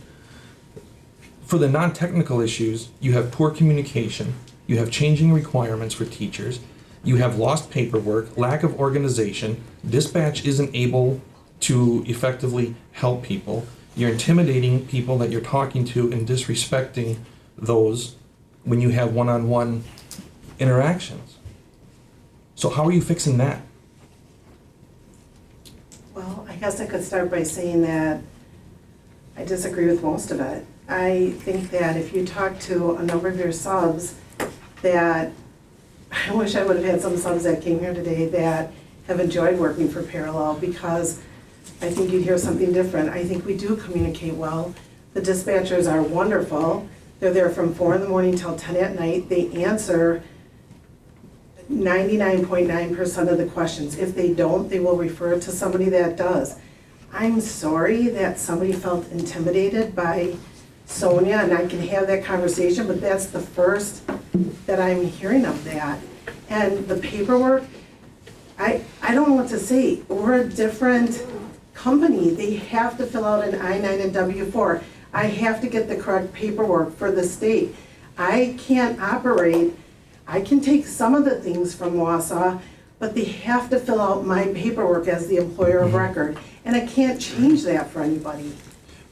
What we initially did, as long as we had the background check and the physical TB test that was within a 24-month period, Parallel could legally accept that, but they still needed to go through the employment side for payroll because the fact that they're a separate employer. And we have to show that distinct, what would you call it, Tammy, where the employer, that we're not the No, employer. I get it, and all of that stuff is great, but I guess my point is that the number that you're achieving, 95%, to me, how you're achieving it is more important than the what.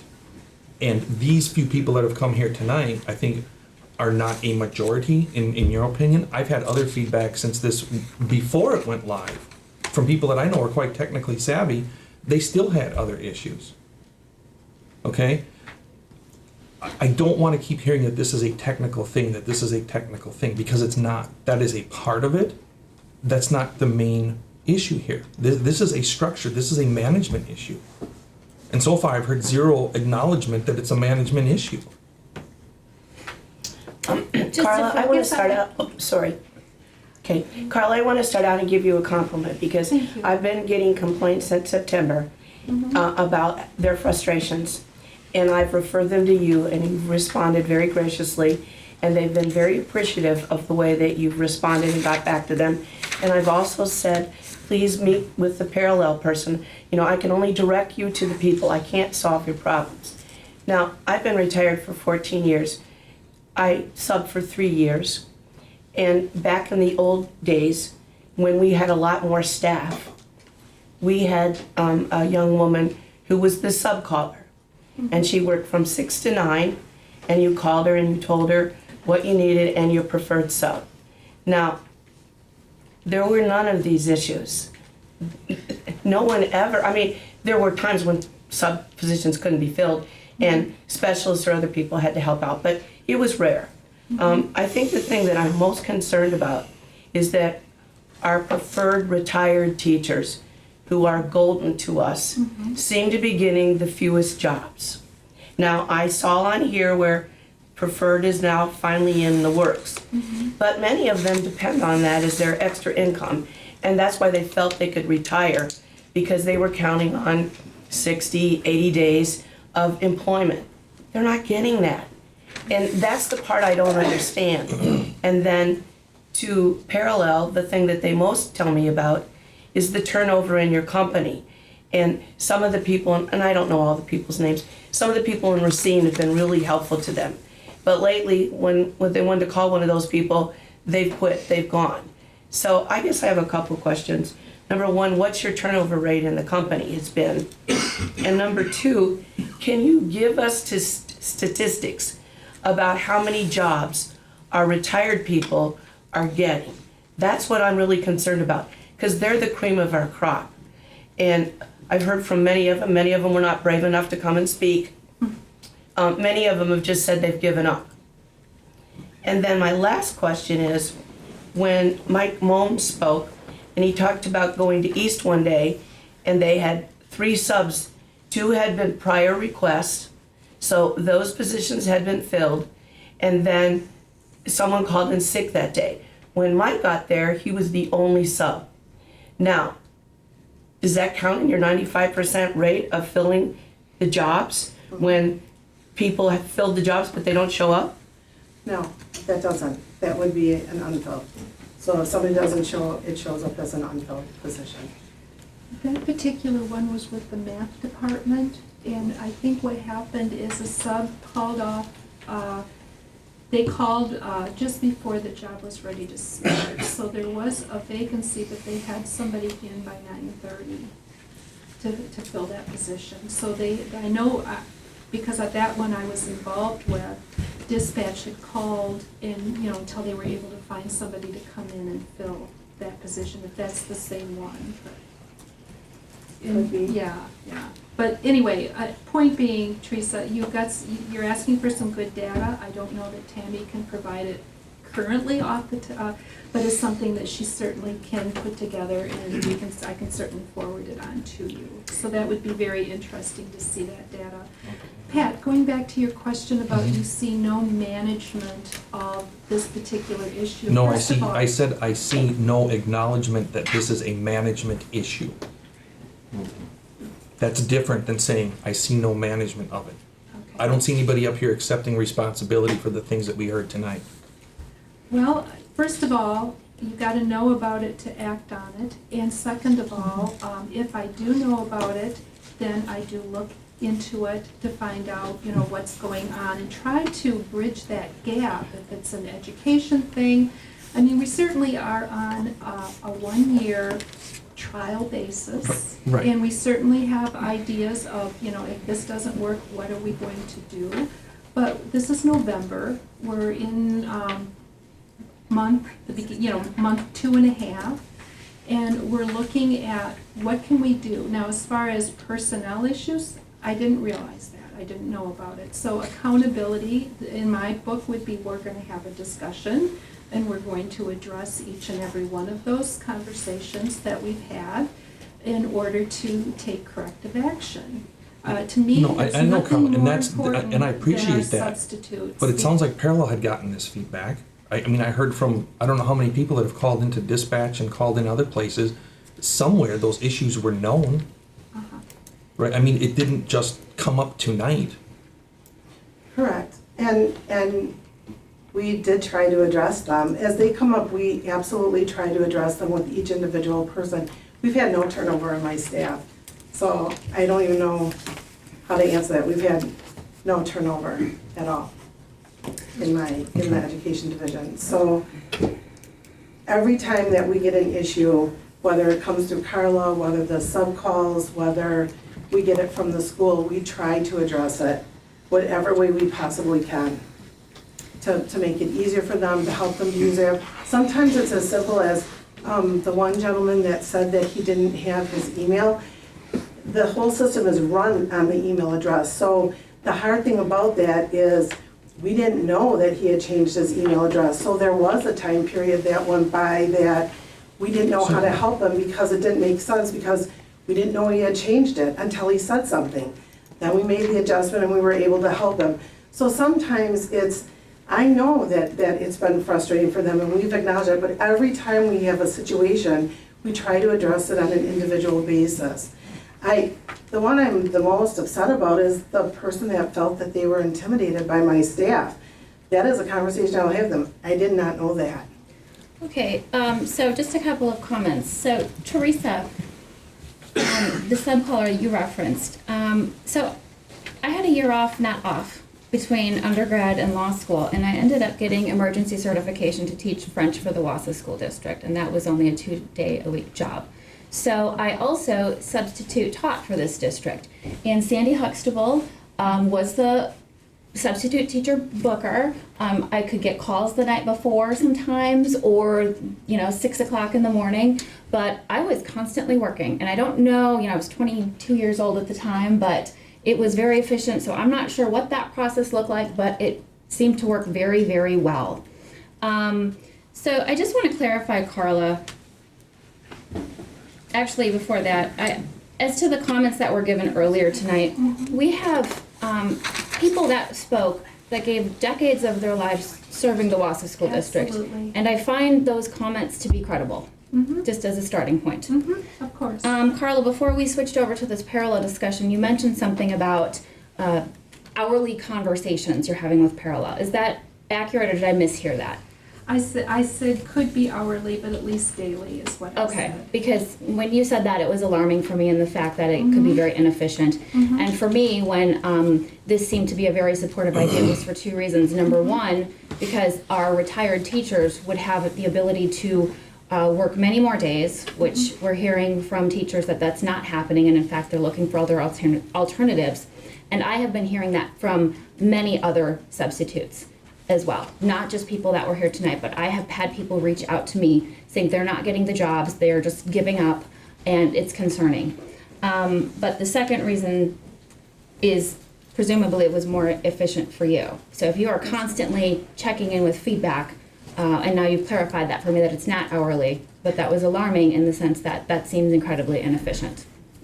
anytime you start something that's new or launch a new program, especially something that is foreign to our district as this, I knew that I would be very invested in the process from the beginning. My goal, of course, is to help with the transition, make sure or try to assure that these kind of things are not happening, and work towards the success of the company that's working for us so that I can step away and be confident that our substitutes and our staff are being handled appropriately and taken care of so that I can focus on other things. With all due respect, Carla, it is November 25th. Yes. I can understand a month of transition, but this has a direct impact on our students, and that is concerning to hear still, oh, we're working this out, we're working this out.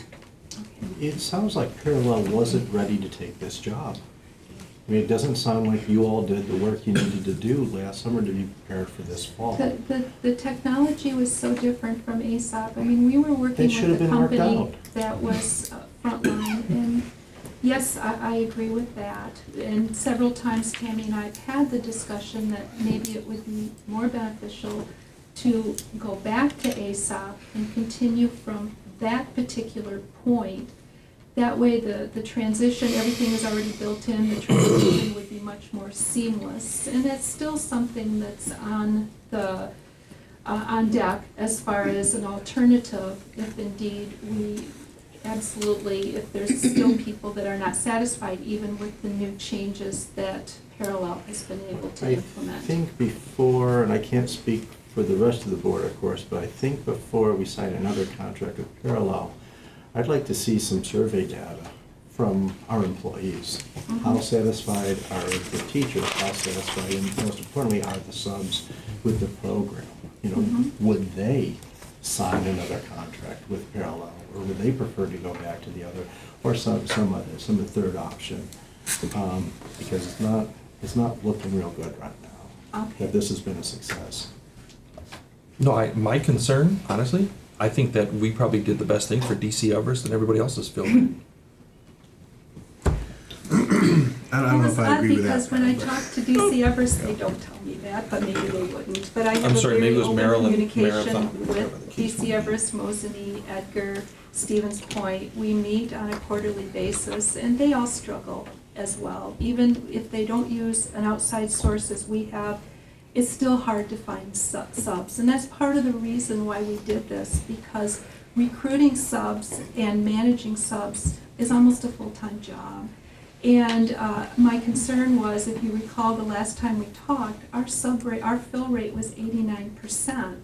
And then we had teachers that were upset because they were giving up prep time, or they're having to do a lot of things that they didn't want to do and felt the need, they felt the crunch there. So our goal was to increase our sub fill rate to alleviate that concern. But now we have other concerns that we do have to look at. I just wanted to make one comment, and I'm sure this is probably crystal clear, but you probably got the feeling that we really value our retired teachers from the Wausau School District as subs. And whatever you have to do to make sure that those are the teachers that are in their classrooms most often and they get as many jobs as they desire, that's what we want. I mean, And I think I probably speak for the whole board. yeah, when I because the say fill yes. rate's important, but that 95%, that's not the only important statistic. And so if it's filling with somebody who happens to be better at the app, and not necessarily somebody who has actually more experience and is better in the classroom, then we need to fix that. Well, And I don't know if that's true for every district, but that's what that fill Wausau rate will values. not be retained. I was particularly concerned with the one piece of testimony where the person said that as they left knowing that they would be able to have the sub time and meet some of their bills, and it hasn't happened. That had me very concerned, because if we made a commitment and aren't following through with it, then that has me very concerned. Well, the commitment that person was talking about had to do with the program that we used prior to offshoring the sub process, and that was where they were using their earnings to be able to pay on a tax-free basis their health insurance. we didn't make a commitment. That's an annual thing, and actually, it's been debatable even if we were able to continue it anyway because of some IRS changes. So I just wanted to point that out. Thank you. That'll need to be communicated to the sub. Yeah. Are we able to have some data on this fill rate as it relates to, are these our retired teachers? Or what that is comprised I of? can break that down. Okay. Shall we wrap it up, Tammy? Yes. Thank you. Just one last question. Are there any other plans in place to address the things that we've heard tonight from our subs, or maybe they're not subbing for the district any longer? Are there any plans that we Well- haven't addressed in this PowerPoint? Yes, Dr. Hiltz, Tammy, myself, we've talked about what's our alternative, what could we do, what are some other options. We certainly are looking at everything. As far as plans about re-recruiting teachers that have left, the problem is I don't always know who they are because now they're not on our sub list. You know, they belong at this time to Parallel. I certainly can reach out to them to say who has terminated their employment and see if I can get a list. But certainly that's something we can do to reach out to them to find out. But if they've left already, I mean, I certainly can share with them how sad we are that they've left and is there anything we can do to fix that. That's about all we can do at this point. And, you know, maybe giving them an update of where we're at in the process, and maybe it would encourage them. I've had quite a few subs that have left and come back as well. Or I've had retirees that didn't sign up, but waited to see how things, we've heard one side where retirees are saying they're not going to sign up because of the cumbersome process, but I've had other ones that have recently signed up to be able to sub for our district. So it's a moving target, but certainly I want to preserve, I probably hired the majority of these substitutes. I don't want to lose anybody. Not just because they, I don't want to because of the relationship piece, in that certainly I don't want anybody to leave feeling bad about something that happened, and I want to be able to mend that relationship if I have that opportunity. Okay, and we need to know the numbers in all those different categories that you just mentioned. Sure. We need to know how many we've lost. We need to know how many are not signing up. And we need to know about the satisfaction levels of everybody who has continued through. We've talked about doing a survey, but we wanted to get at least through December 1st to be able to give them the opportunity of using a system that hopefully the bugs have been worked out, right, and give them the opportunity to see what it feels like and if they're satisfied with it. So we certainly are going to do a survey. That's something that's been on our radar and talked about, and we're developing, you know, what do we want to say, how do we want to ask, and so on. The only thing I can't do, Jeff, that you're asking me is to ask those, why are you not subbing? Every year, last year we had 24 people that retired. It's their choice to sub. I don't know until they actually, even when I was doing the handling the substitutes, I didn't always know. I would send out an email, I would call them, I would say, hey, would you like to substitute for us? If I talked to them before that, I'd ask them again. I would literally be badgering a lot of people to say, why don't you come back, or give it a year and then come back. Some of them do and some of them don't, but I have no idea where they fall. And to go back now and ask them, why didn't you substitute? I mean, it's something I could do, but there's a multitude of reasons. Some people have moved away. Sure, but we want to know how many this has affected. Yeah, Carla, I appreciate that these people are now employees of another company. And I'm just curious as to if they do exit interviews or any exit surveys around people that are leaving and find out why, and do they communicate that information with you? Well, yes, and as far as communicating the information, not necessarily, because these people belong now to Parallel. I don't know that they could, because it's a privacy issue. I mean, I certainly can ask as an aggregate how many of people left for this reason or that reason. I don't know if they can tell us who, and we can talk about that. But that's a very good point. Thank So, as much as, I'm sure we all want to stay here till midnight, but I think it's clear we have a lot of concerns about parallel, and we'd like to have that information that's been requested. Okay. But if we could move on to Angie and Judy, your part of the presentation. Oh, I'm so sorry. That's my turn. We just have a couple. And we'll try to be brief with the rest of these, but we do want to focus on a couple of things. Challenges still under retaining our staff. We've already talked a little bit about that. Retention rate, turnover rate, and we're going to be doing some more work to find out reasons and what we can do to improve that. One of the things that we already do with our staff are exit interviews, and Carla's going to talk a little bit about that. And we were able to glean a lot of really good information about exit interviews, even though we're going to do other types of interviews as well, but currently that's what we have to rely on. Of the teachers that left the district last year, retirement was the first and foremost reason, and these were in order from highest to lowest. Next was working for another school district. Relocation, and then what tied would be family circumstances and leaving work for another job, business, or industry, which meant that they left teaching altogether. What's the reasons that they're going to another district? It could be compensation. They don't share that in an exit interview typically with us. All I know is that they went to another district. We and don't they- ask that specifically. We should, No. yeah. Yeah, why not? Well, we will, but Okay. sometimes they'll We tell will, us, we sometimes won't, they we don't. do. They have an opportunity in a lot of different ways to give us information. Some people, they don't have to do an exit interview either. There were 3 retirees that didn't do it at all.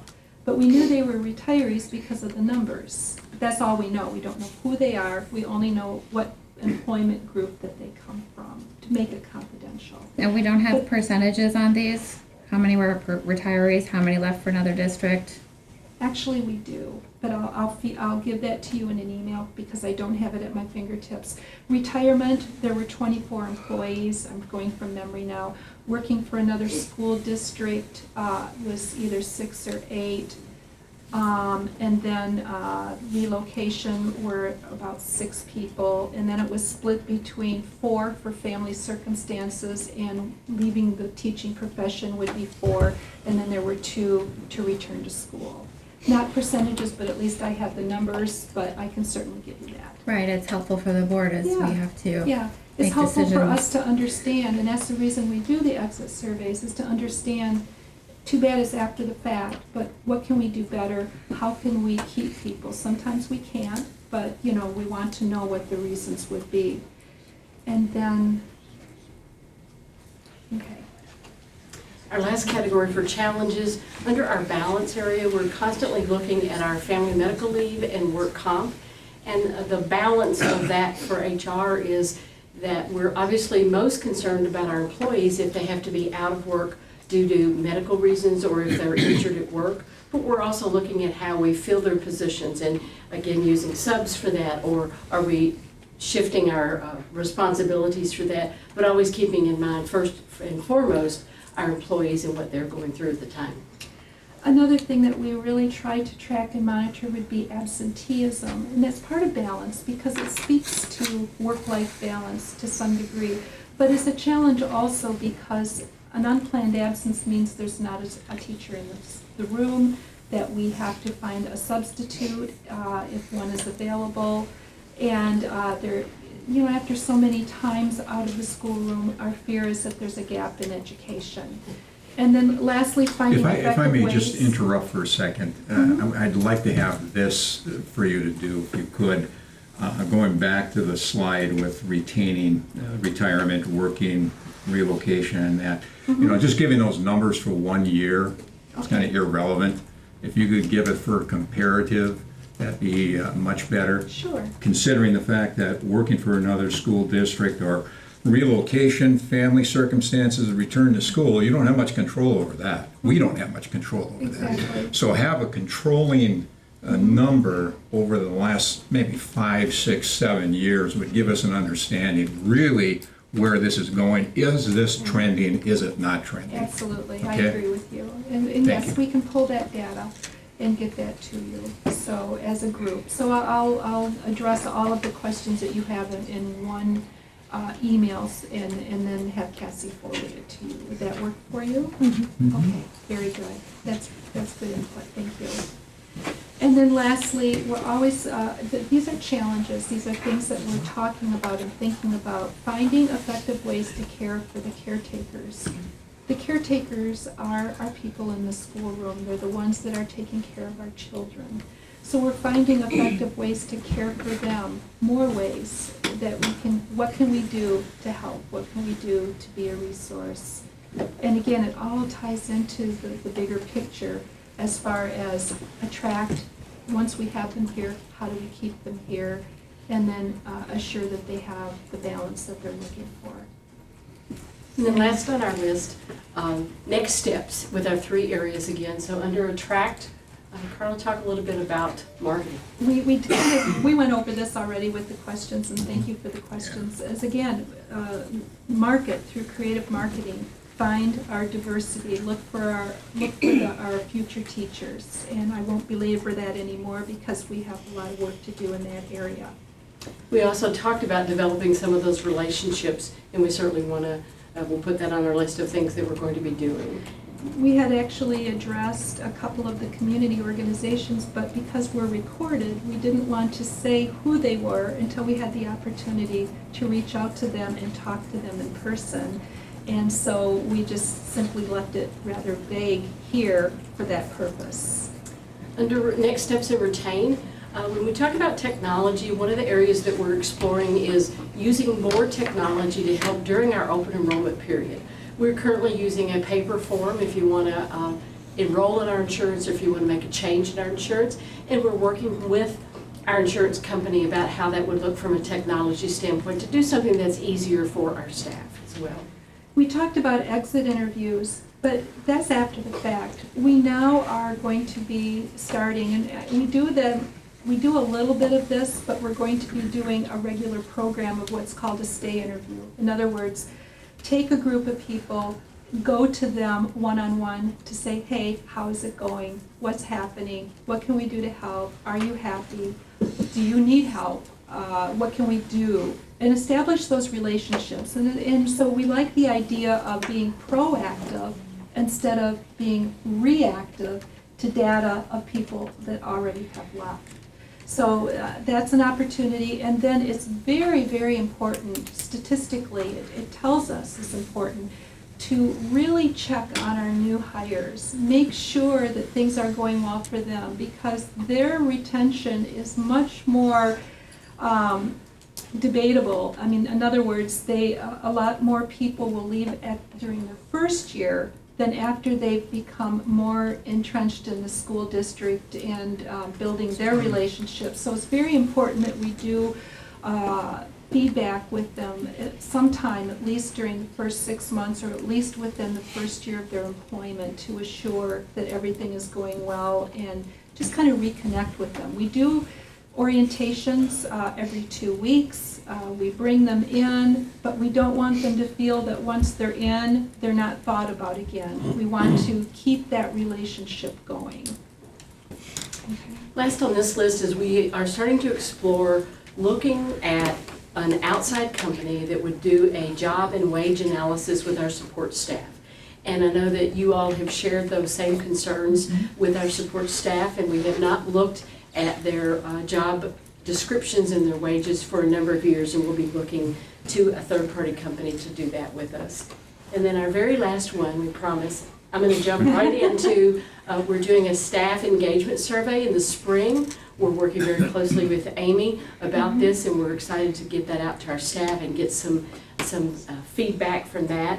And then a continual focus on looking at what our district employees need, keeping those lines of communication open, and then starting new things. Carla and I are not afraid to start something new, and we hope that you see that we want to meet the needs of our staff, and even if that is new things. And then I don't want to let you forget that. And that's fine, and it's pretty inherent that with the new teacher compensation model, we believe that there's going to be more work-life balance embedded in this model, so we are certainly looking forward to see what that looks like and if that does satisfy the needs of many of our teachers.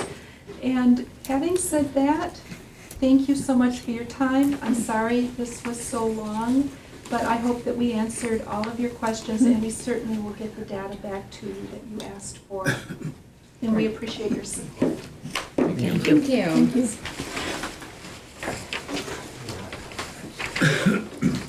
I'm wondering if there might be some things on our agenda tonight. I know you wanted the 3 people strands together, but I noticed we have some things on here that are for action and some that are not. Is there anything that we could move forward to next month? Just because we're going to be here till 9 o'clock otherwise. Do you want to? I'm sorry? We could move ours to next month. Our short cycle report. It's probably 5 minutes, right? Yeah, Unless you it's have fairly questions. brief. Okay. I think we can just. Yeah, go for it. Yeah, go for it. Yeah.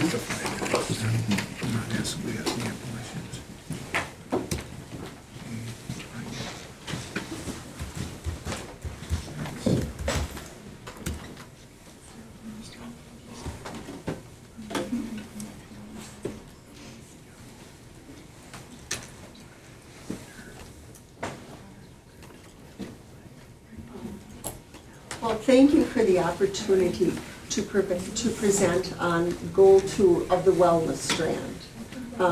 By the end of the 2022-23 school year, improve staff wellness and relationships within the Wausau School District community as evidenced by an increase of 6% yearly in a climate and culture staff survey.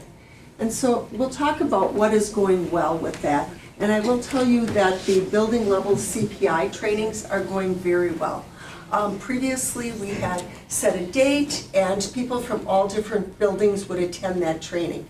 Now we have our CPI trainers setting a date and going to the building.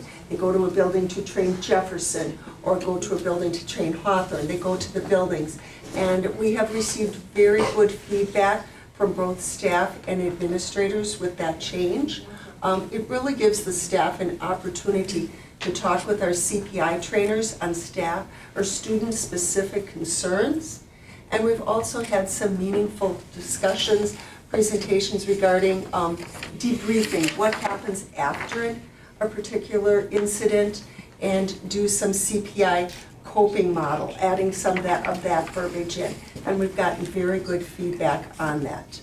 Our behavior specialist, Mike Immel, now goes to all new staff orientation meetings for paras and teachers.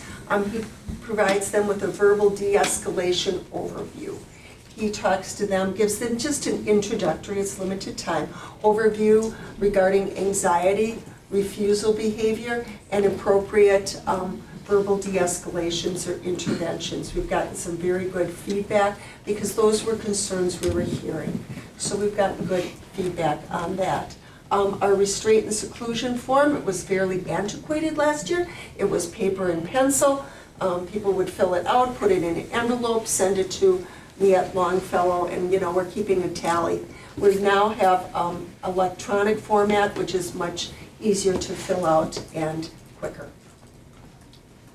I talked to you about Leader in Me before. That's our SEL curriculum that we've adopted. We went through the vetting process last year and settled on that program. We have all of the Leader in Me trainings set for this coming school year. We recognize that all staff, including bus drivers, food services, paras, teachers, need to be trained in this particular program.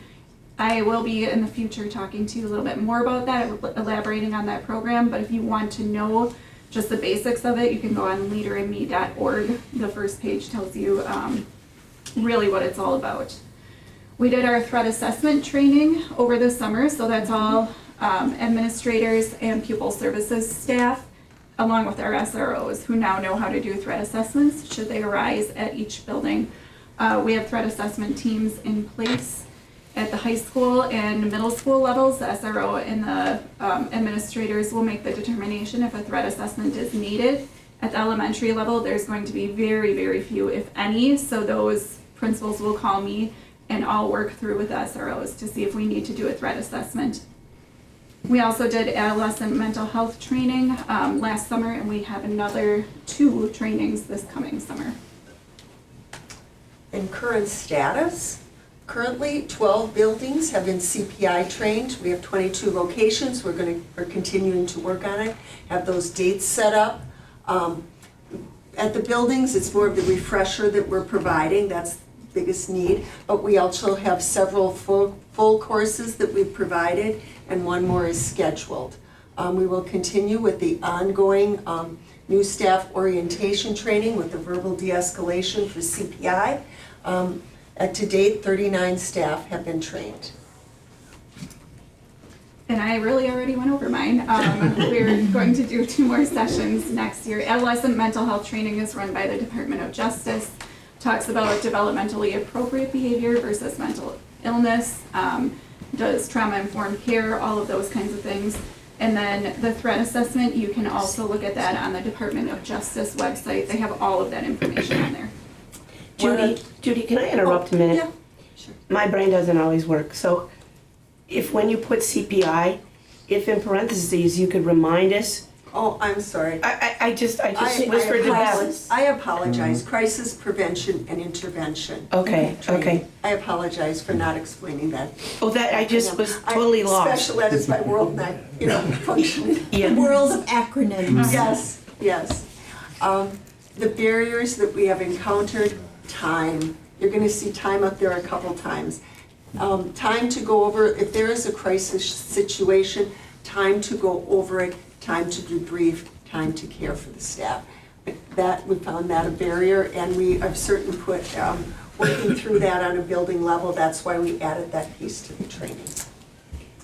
I talked about how all staff members need to be trained, and a lot of the things we're doing, and again, time is that barrier, especially with our paraprofessionals. If they are in the school building, besides their breaks and their lunches, they are supervising students. Some of them have other jobs, they have family obligations, so bringing them in for extra training, that's a barrier.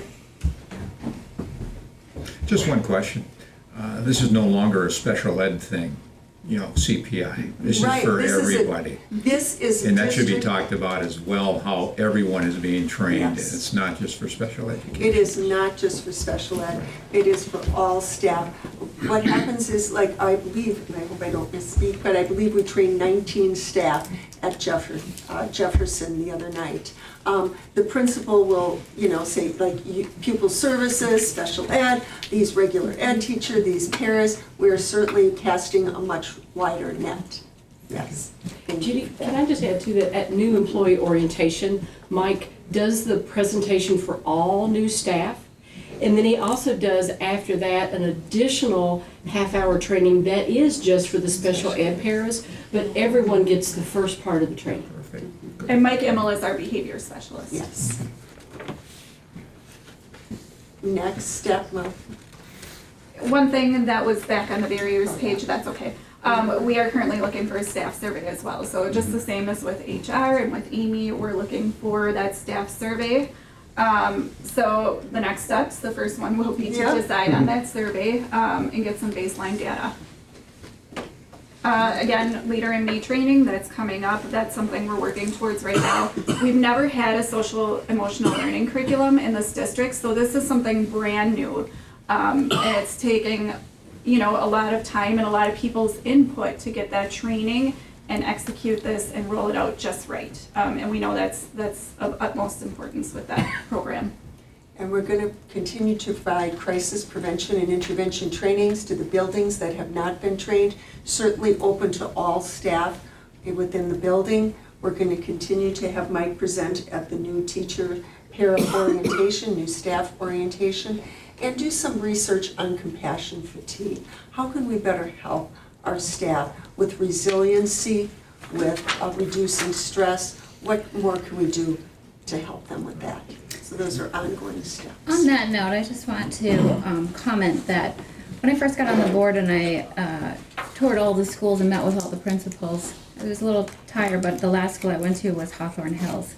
And Angie was the principal at the time, and we did the tour, and she had a special room designated for their teachers, separate, and all the staff, separate from the faculty lounge. Specifically, we talked at length about compassion fatigue, and I was just so happy that you recognized that and that we were having that conversation and you provided that for your staff there. So I'm glad to hear that this is a continuing Yes. conversation because this is very important to address. We agree. Mhm. Any other questions for us? Well done. Thank you. Thank you. Okay, next up, agenda item 5, legal expense summary for first quarter. Okay, I'm gonna unplug and plug in. That is a written report that you've seen before. It's at about $20,000 for the year right now. Also, there was one category, maybe you already replaced it with the one. I did. Okay, so you're good. There was one, if you looked at it a couple days ago, it was in the wrong category, moved over. We did not spend $20,000 on audit just yet, so. That's it, written report, no action required. All right, any questions for Bob? Right on for average is about 21,000, this is 20. Okay. All right. For me. If there aren't any questions, then we will move on to your next agenda item, presentation of projection model assumptions. Okay, this is not the budget, it's just what we start with. The projection model starts with a set of assumptions. They're pretty similar to what you've seen in the past. We build in what we think we know already, and then we deviate from what we know with adjustments to the model throughout December and January and February and right up until November, really. So let's just look at some of the key assumptions. I was afraid of that. I'm too far away to run it, so. Let's see if this works. New batteries.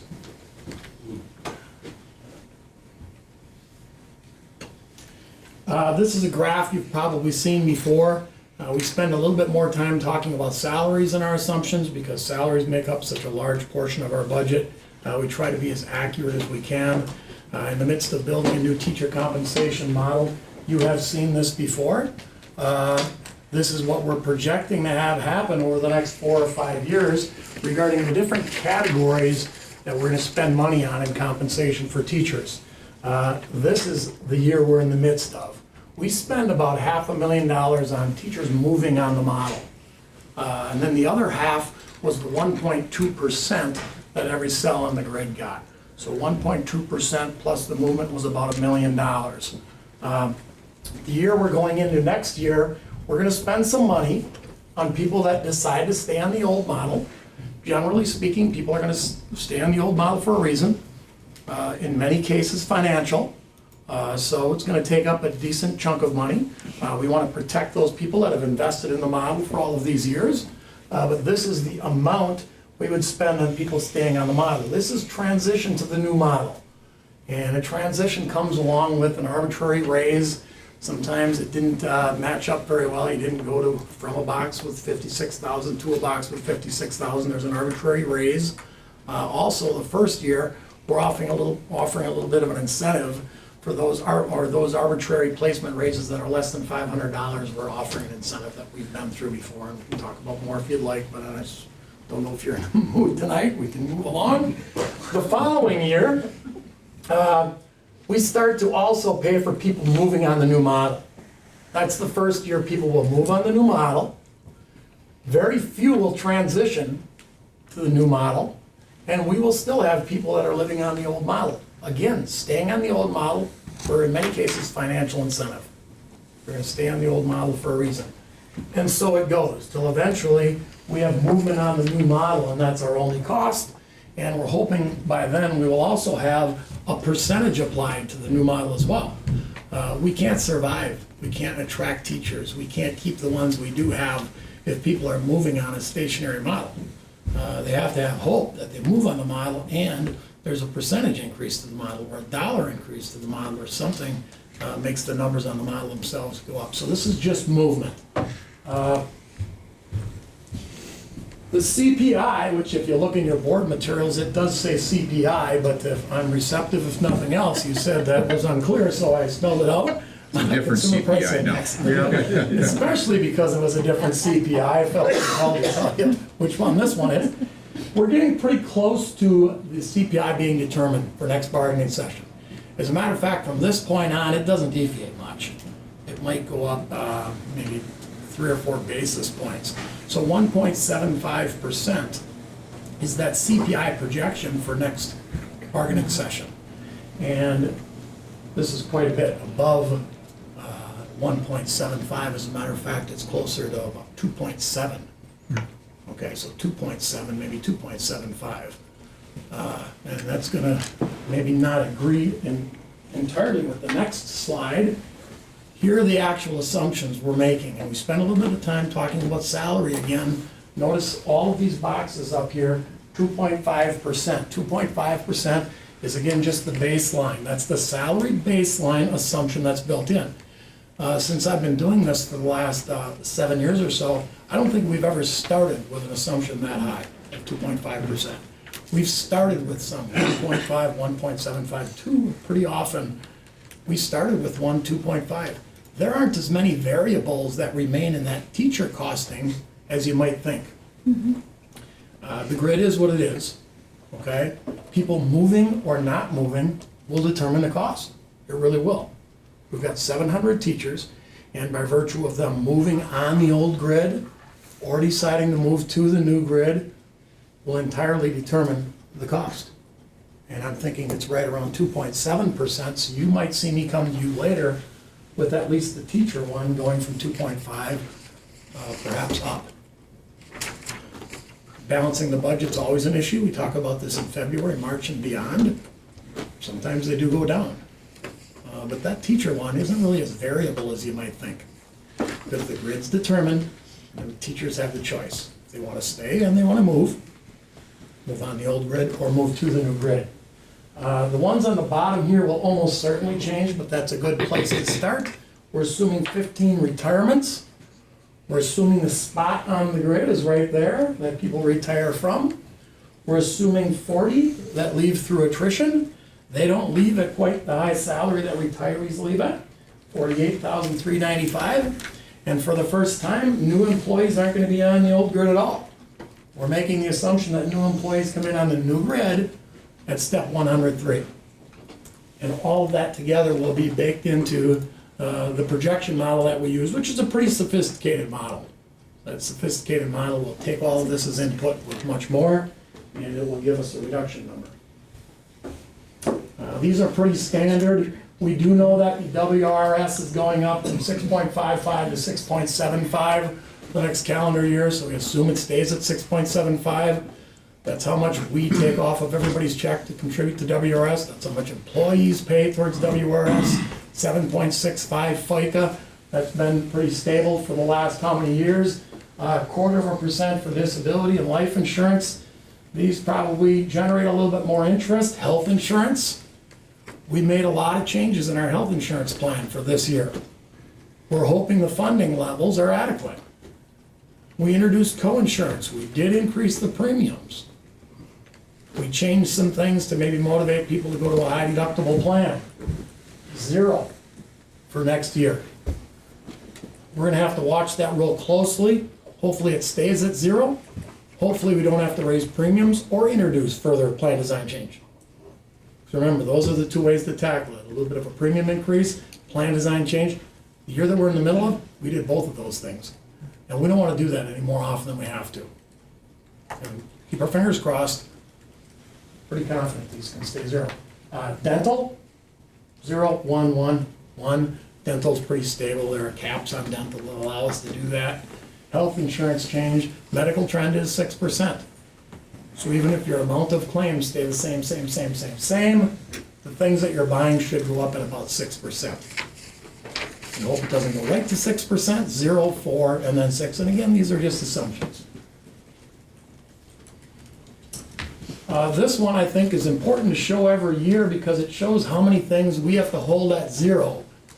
When your revenue goes up at about 1.4% and your salaries go up at 2.5%, and sometimes your health insurance, which is a big number also, last year went up 8%. Pupil transportation last year went up, I think, 9.5%. This year it goes up 3%.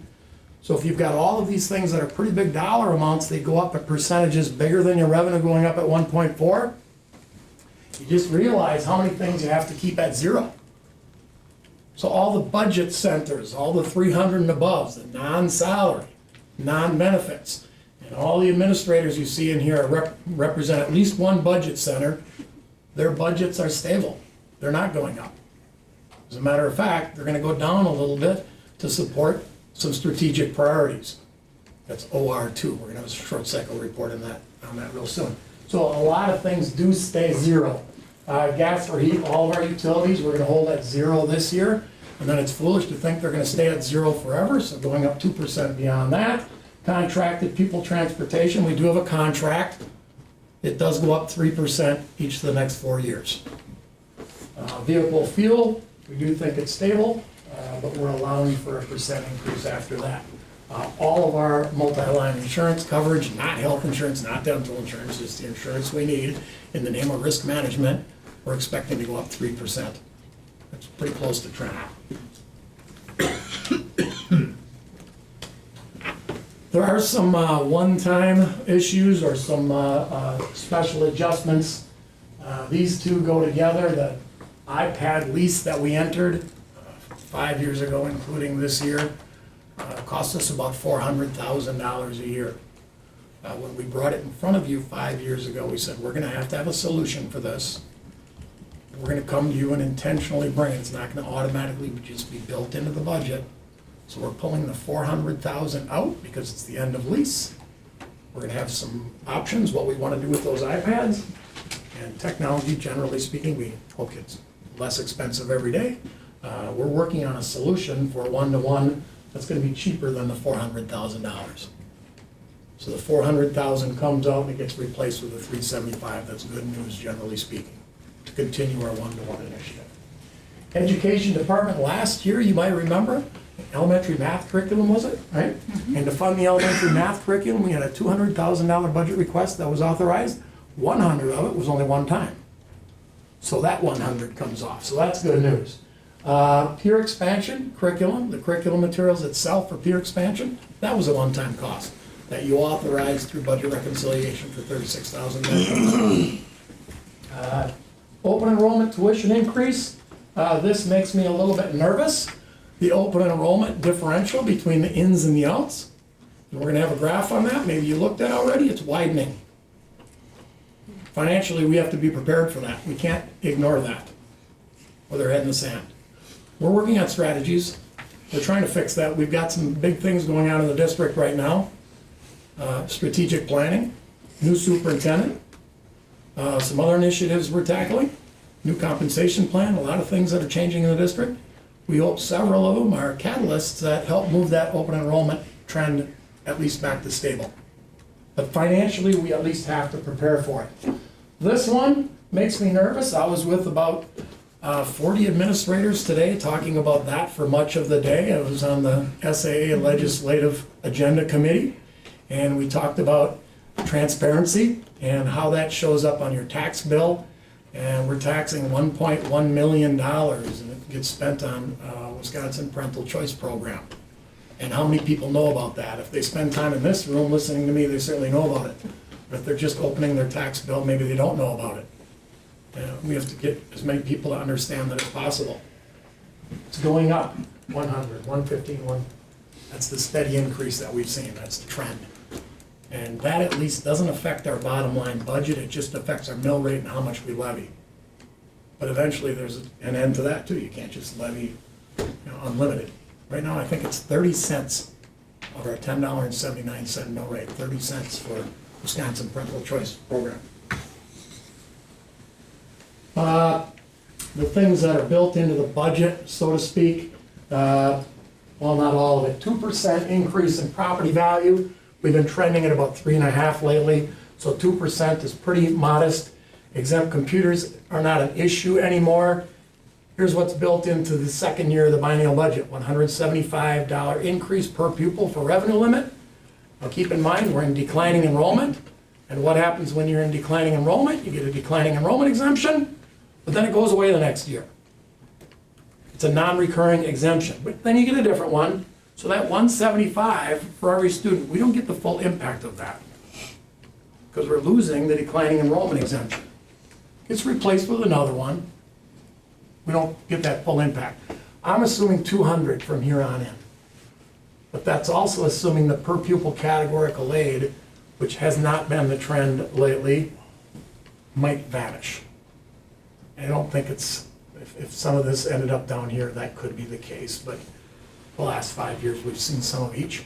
I think the trend with the legislature is to put it all in revenue limit increases, not per pupil category related increases. Transfer service, that's trend. Investment income, our climate is probably maxed out right now. I don't think it's gonna go up anymore in investment. Revenue, revenue limit exemptions. This is together what our energy efficiency exemption does. We have to take that out of our utilities budget in order to tax that to pay off our debt on phase 1, phase 2, phase 3 of our energy efficiency exemptions. Fund 80, that's at 627 right now. We assumed it's stable for the next few years. Special ed reimbursement rate goes up to 30. We left it at 30. I know Governor Evers has big plans to make it 60, I've heard. We'll have to stay tuned and watch that one closely. I think it's perhaps foolish for us to make an assumption that it's going to be 60 just yet. But if we move it to 60, that'd be great news. We'll keep it at 30. Here's the chart I referenced earlier. These are just mathematical trends. It's not talking about what's happening in our district that causes this to keep on happening. This is just mathematically, if I took the last 6 years and calculated a trend, this is revenue limit enrollment. And revenue limit drives our revenue, drives much of our budget. Next 6 years, down 471. Probably not even as disturbing as this one right here. Next 6 years. Open enrollment ins versus outs crossed over at about 2014. We started losing that battle. Here are those leaving our district through open enrollment, going up steadily. Here are those coming back into our district or coming into our district through open enrollment, going up a little bit, because the trend is more open enrollment both ways. But this one's pretty stable, this one's going up. Pure mathematical trend, if it continues for another 6 years, 171 goes to 388. If you want to attach dollars to that, $7,771 per student, about 1.3 million, about 3 million over 6 years. Again, that's built into the assumptions. This is just a graph looking at it. Purely mathematical. There are a lot of great things that are happening in the district that lead me to believe that's not going to continue. But if we took a pure mathematical projection, that's what we'd see. We'll be building that projection model in the next month. We'll probably show it to you in January or February. Hope for January, but we'll see. Okay? Questions? All right, great. Thank you so much, Bob. Okay, moving on to the next agenda item. We are at 7 goals for instructional technology with John Uding. We're going to shorten this just a little bit. It's a very important topic that frankly, I was pretty excited about, and I want the board to be kind of fresh when we talk about this, because I know there's a lot of discussion about it. So I've asked, sorry, we were texting. I've asked John just to give a little teaser, if you will, give a little overview. Okay, so really quick and in a nutshell, but if it was a 3 big, or 2 or 3 big takeaways from what we're trying to do and accomplish and have made great strides to with technology and our learners today, these would be some of the things. And we'll come back and I'll show you more examples, because I saw how responsive you were to Bob's PowerPoint transitions a couple of weeks ago or a couple of meetings ago. I can blow them out of the water, but it's not until we get to later end of the presentation, so you won't see that tonight. So real quick, so stop and ask any questions, but I am going to make it quick. So big takeaway is, this gentleman is using voice control on his iPad, and you're probably thinking, why is he starting off the presentation? Because he was a great learning lesson to me. So you can't see it, but on his screen with voice control, there's a series of numbers that are dots on his screen, and they correspond to anything that will activate. So he gets hand fatigue when he's writing and typing and doing those things. So he just needs to say a number, and it will activate something on his screen. If it's the email, he could just say 19, and the email will pop up. He could say, read that to me, and it would read it to him. So we have a video of it. He's having a riot with this. but he's having a riot because Siri can't figure out. He's trying to say 20, and Siri just keeps repeating to him, crying. So he can't get it to work, but he thinks it's the funniest thing he's ever seen in his life. So to me, it was one of those things that you have to step back and look at this through the kid's eyes, because from an adult's eyes, way too frustrating. I never do that. I can't even put that in front of my kids because it'll never work. The person that needs it the most is having a great joy with it and feeling like, I'll get this and it'll learn. So it reminded me to say, step back and look at what a student needs, and it's not always what frustrates me or drives me nuts. Do they have that same viewpoint? So that's our view for technology in here. It's what can it do for each individual person and each learner, and not necessarily what I think it should do. It's what doors or avenues can we open up for our kids. So real quick, the belief statement. We've been operating in the technology department since its inception with this belief statement. This came from, believe it or not, the four integrationists and myself sitting down saying, what do we believe in, what do we want to do? And we came up with this statement. And the thing that we point out to everybody is nowhere in there does it say technology. Because it's not about technology. It's about these things, taking risks and embracing failure and celebrating success. And it's about using it when it's the right thing for the right time with it. All right. Somewhere there it's going to move. Here's the big takeaway that I'll leave you with, and I'll be done here. What's technology about in the Wausau School District? It is about self-efficacy. It's about teaching kids you can and getting them to believe in themselves, because that's a hugely effective instructional strategy. It has great impact on student learning if they believe that they can. We want them to take part in some reflection and some analysis, but we want them to be engaged in the act of learning. Not the game, not the screen, not necessarily the problem, but it's that cognitive engagement that we're looking for in this. So I hope this is loud enough on the TV. This happens to be an elementary age student, and it's not working now, of course.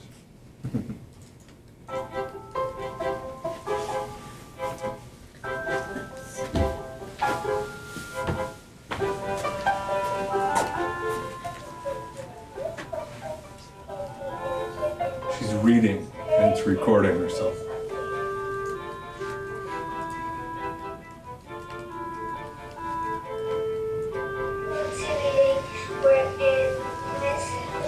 I'm working on making my arrows go down. I like how I can see how good I am doing, and I am to record my story so I know what to work on. Awesome.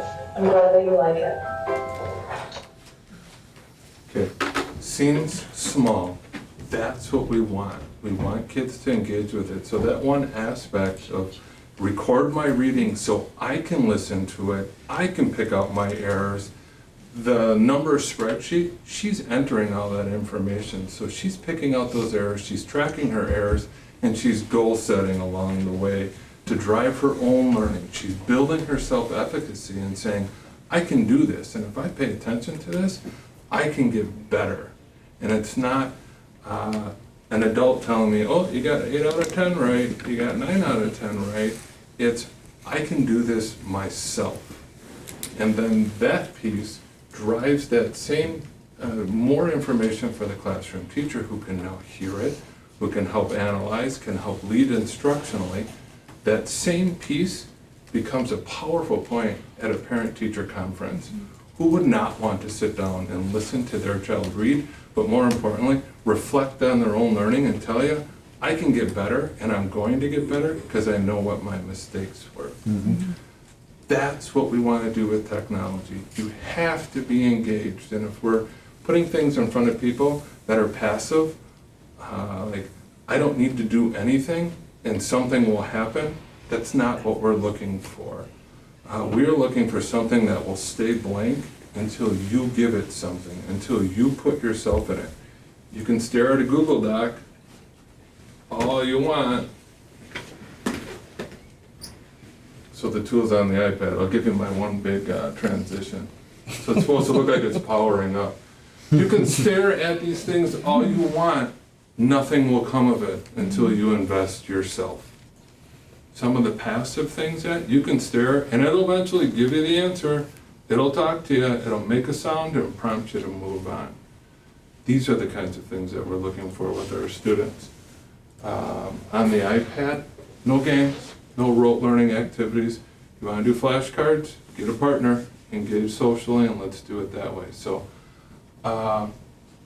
those are the big things, and I'll leave it at that unless you have some questions, but I definitely will come back with some other examples for you. John, I just wanted to share that from a parent perspective. I have been to parent-teacher conferences where my son's teacher has pulled up things on the iPad, and it's just been unexpected and pretty awesome. Yeah. And I'm sure other board members have had that experience, but it really adds something to the parent-teacher conference and something to take away from it. Yeah, thank you. It's amazing. They do some really neat things with it. So this really is a convergence, and I go back to it. I think to me one of the most valuable things I have seen, since, at least since my kids have been in school, is that individualized learning concept. This really is the convergence of that classroom experience with technology. I mean, to me, this is fascinating. I don't have any idea how the heck you're going to pull it all off, but that really is the holy grail, right? I mean, one-to-one with all of the the personalized interactions that that particular student needs to excel. Yes. The way I look at that is, in the way that convergence is empowering the staff member to ask the right question instead of developing the right project or activity. Don't invest your time in the perfect template. Figure out what you want the students to know, and then let them show you how they know it, right? So there's plenty of examples in here where kids can do that. It's not all you all have to do it keynote, or you all have to do a slides. It's, I need to know you understand ionic bonding. I don't care what you use to show me, show me. Everybody should know ionic bonding. But the other piece, and we'll talk a little bit, to get to that, you've got to help kids understand that they're not creating this for the teacher, they're creating it for a greater good. They're creating it for their peers. So when they create a project that demonstrates their learning, it's a natural tutorial for their classmates or for the kids that come after them. And now I'm doing something for my peers. I can help my peers if I can tell you about the periodic table and explain this one element. Somebody else can use it.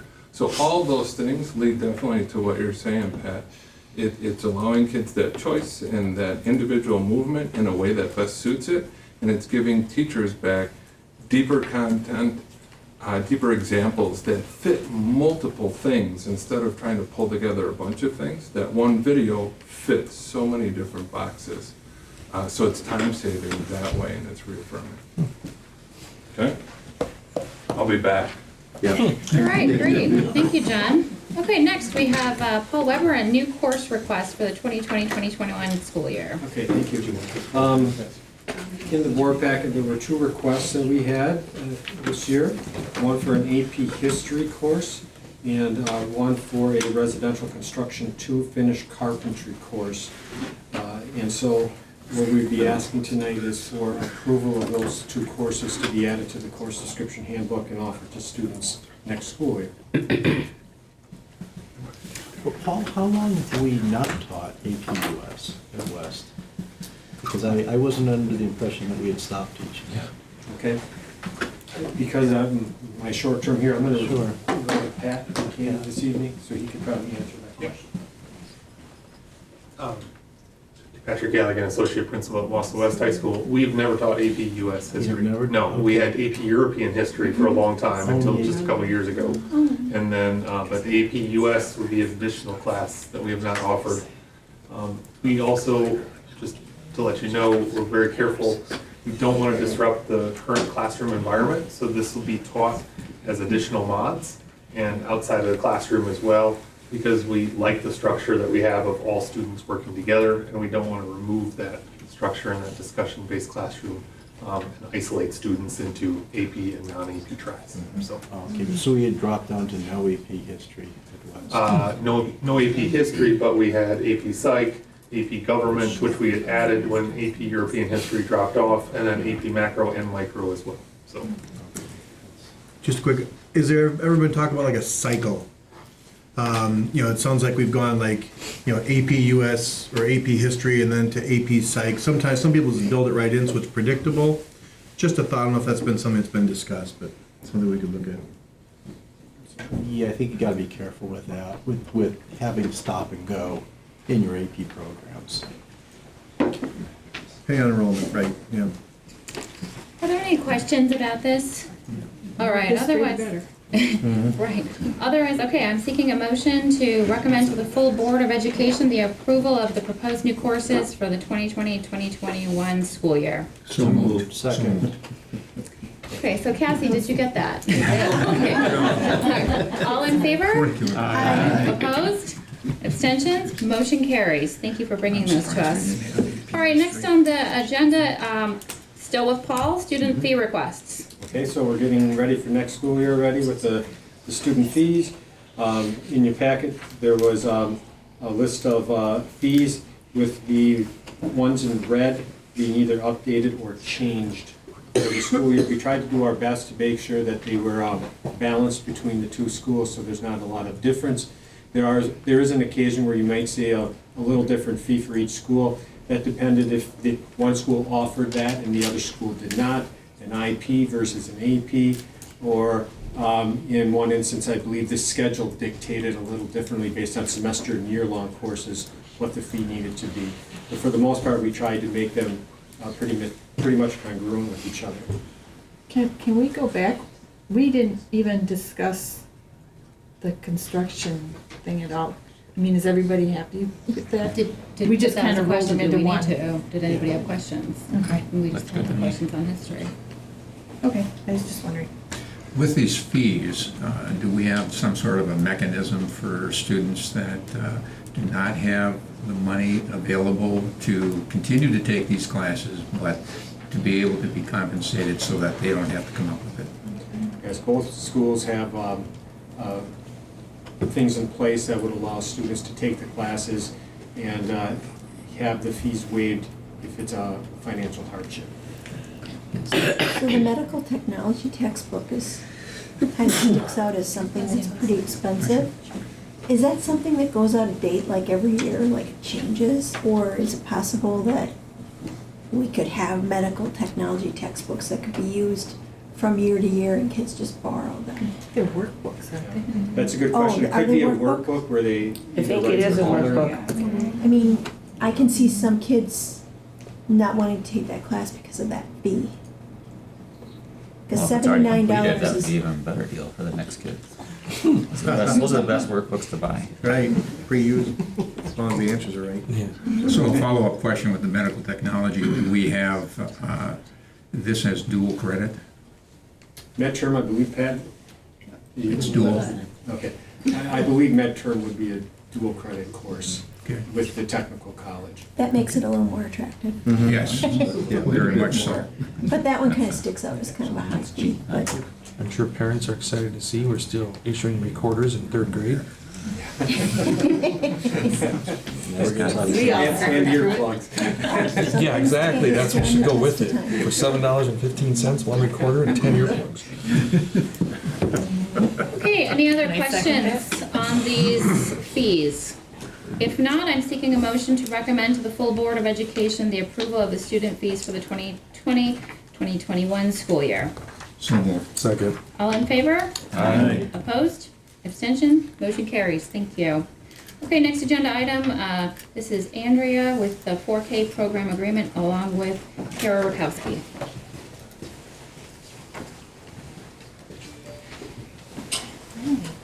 Thank you, good evening. On behalf of Kara and myself, we're here to present to the Board of Education the 4K program agreement for the upcoming school year 2020-21.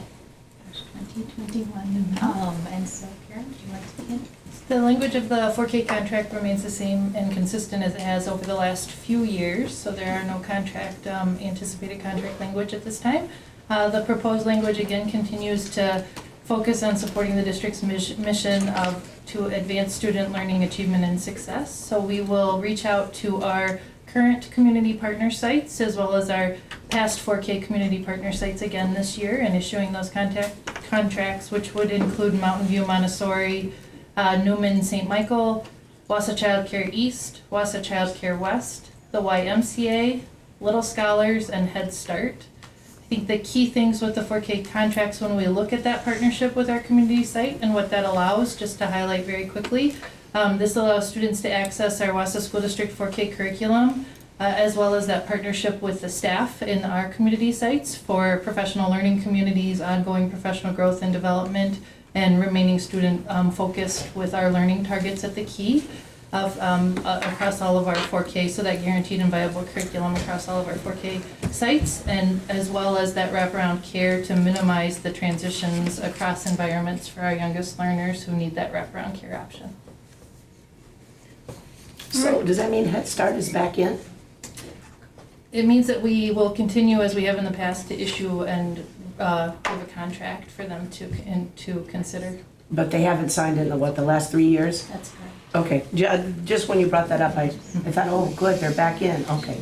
However, I would like to say, if it's okay, Carrie is a member of the Head Start Board, which is very proactive, so she has a voice at the table. And then she has also worked very diligently with her colleague by the name of Nicole at Head Start, and we have put some processes in place. Even though we don't have a 4K program running, we've also looked to find opportunities in the best interest of all of our students. And Carrie has worked very diligently and very, very hard at that with Nicole, who also sees some advantages. So I don't know if you want to highlight maybe a couple of things that we are doing that we haven't done prior to this year. Some of the key things that we do is we participate in a joint staffing. So when Head Start's talking about their students on a monthly basis, we are included in that conversation, as well as some of the surrounding districts as well. So we join in on that conversation in order to offer support, strategize, and provide any feedback that they could take. We also are available and have offered trainings to their staff when they reach out for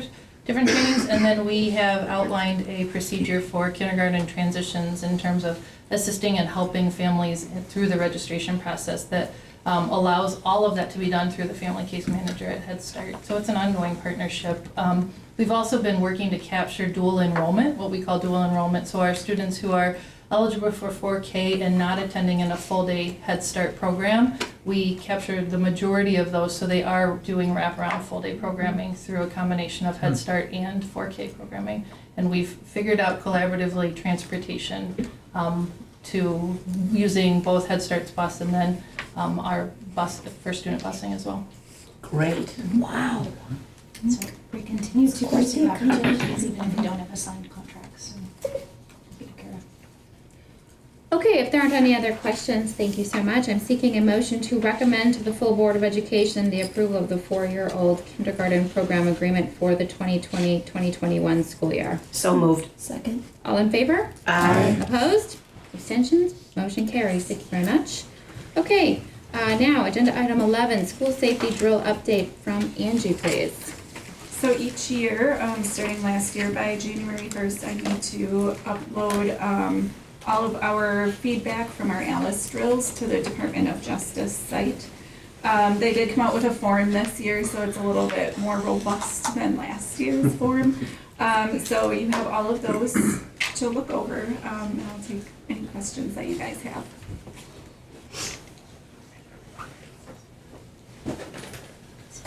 Angie, is there any set, when I read through those, one school would focus on the L of Alice, another school would focus on this. In my head, it would seem to be beneficial to have some consistency, but I don't know if there's any validity to that. Like each school's kind of focusing in on their own thing, but Yeah. So some of them choose to do more than one drill a year, so that's why they focus specifically on one, the L or the A or whatever they were focusing on at that point. And some of the schools, you know, talk to their staff and ask them, which area do you think we really need to work on and improve on? So we do kind of leave it up to each building. At the secondary level, I know a lot of them were focusing on the evacuation part, and by evacuation, it wasn't let's run out of the building. It was, orderly and just getting to their evacuation point. So they were focusing more on that this year. At the secondary level, we have the advantage of the kids remembering from year to year what they've done in the past. So Sure. they can do a little more of that scaffolding. At the elementary, we don't want to overwhelm them. So it's really left up to the schools on what they want to focus on. Thank you. And how is this different than a fire drill, the evacuation? So, like at Horace Mann, when they did their evacuation drill, they walked all the way to Wausau East. And then went into Wausau East and kind of went through the process of where they would go, which they just went into the gym. The Wausau East administration came in there too, and they were quiet. Brad Peck had really great things to say about the way the Horace Mann students did their evacuation drill there. And when we do these drills, they're in their classroom for class and then we start them, or do we do them during passing time when an actual event would probably happen? So we do them at different times of the day. That's a great question because we talk about that a lot with playground, with the commons areas, all those types of things. So the schools do focus on a different time of the day each year as well. So when they're doing the drill, you got phy ed classes outside. You've got phy ed classes in different areas. You got band going on and that. And if you've done it throughout the day, every one of those classes would know what to do. And I presume there is a communication system between them when they're out in the field versus being in the building. Okay, yes. That's all I wanted to ask. So the big difference between the fire drill and this is that we're taking them to a different school. A different spot, yeah. Yep. Different location. Getting them farther away, yes. Because Melissa Reeves, she's a professor at Winthrop University, and she was the president of the National Association of School Psychologists. And she has concerns about these drills.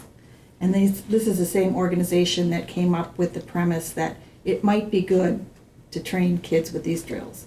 There's no research behind it, but now there's money to be made, so companies are making money on this. But we still don't know if these are gonna work or not. And she and the other experts in this area talk about keeping it on the down low and as quiet and as unscary as possible. Yeah. Which is what we do in our district. But we're required by the state to perform them. We are required, yes. So we're But required to do we keep it as drills. It doesn't as have to low be a shooter impact, drill. as low impact as we possibly can in our district. So, did Montessori do a drill? I see the comment in the Horace Mann drill, and I don't see one for Montessori. Yep, they're going to be doing theirs yet. They had, a field trip that day, correct? No, that was the Monday the 4th, when we did not have elementary Elementary classes didn't that have day. school. And Auntie, what does, I see in the John Marshall report that the children this year practice barricading their classroom. So how does that look for a school that has 4K or kindergarten? How does that look for them to try to barricade their classroom? And usually they just will talk about it or move a couple of items, or the teacher will say, we'll push this big table in front of the door. I know in some school districts, Everest I think is one where they have like numbers on the backs of their, so you can probably speak about that, Beth, where they have to identify which piece of furniture would go first, which circle piece dots would go, or something. would go next. So it's conversations like that. They're not technically, I mean, some of them do, some of them, the older grades will put stuff in front of the door, but we're not gonna ask 4-year-olds to start moving the furniture in their classroom. But we do know at the 4K level, that is what would happen if something would occur in our buildings. And that's questions we get a lot of, are the 4K teachers who say, what on earth do I do with my little 4-year-olds? And we know, we can't ask 4-year-olds to just go run and try to find an exit. We know that we're gonna have to barricade them in. And I think we need, of course, you all know, I think that this is counterproductive, but the school shootings are actually down. There's average now of 1 a year. And back in 97, 98, there were 4 in a year. Multiple shootings are up, but the school shootings are down. I just think we're terrorizing our kids for no reason. But this is the law, so we have to report this. But the law says we have to do these drills. The law doesn't say we have to tell them about shooters, or it's just about. If you don't mind me adding a little bit, so as you know, we've been doing some ideation sessions. We did one at each high school, and at East, the students are. This came up. I forget the context, but the students were actually asking, could we get more detail? Because when I ask a question, I want to know what's going to happen, what I can do, and what my teachers are going to. So some high school students are actually asking for more detail. So again, that's something that, and that's only anecdotal, and that's something that we could check through a student climate survey. It's so if we want to get some systematic data. So I know these are tough. Nobody wants to talk about these things, and nobody wants to do the drills. And kids are all over the place. But I think we have to listen to them too. They're saying, and they were so articulate, so mature. It was fun to go work with kids again. And that's what they were saying. Yeah, do we have any evidence from our district, anecdotal or otherwise, that there's any traumatization going on? Nope, so I saw your request, so I quickly asked principals for if we had any feedback from parents who talk with their kids every night. They'll know best. We had a lot of thanks from parents and positive feedback. We had one negative comment at one of our elementary schools. It was a kindergarten parent who said they did not receive communication beforehand and wanted to know beforehand. The teacher showed the parent that letter, and the parent said, sorry, I didn't see it. So that was the only negative comment that we've had that came to the administrative level. I have not asked, but principals have been talking to their teachers about getting feedback from parents. So I would assume that the principals would have known by now if they got any negative feedback. How are we allowing parents to opt out? It's right in the letter. But what does opting out look like? That they just wouldn't participate in that. But they're still in the building? Yeah, but parents could take them out if they wanted to. Yeah. Okay, I think we should move on. Thank you so much for that, Angie, and I think those forms were very helpful to review. All right, we're on agenda item 12. This is 7th grade football edition at Mann and Muir.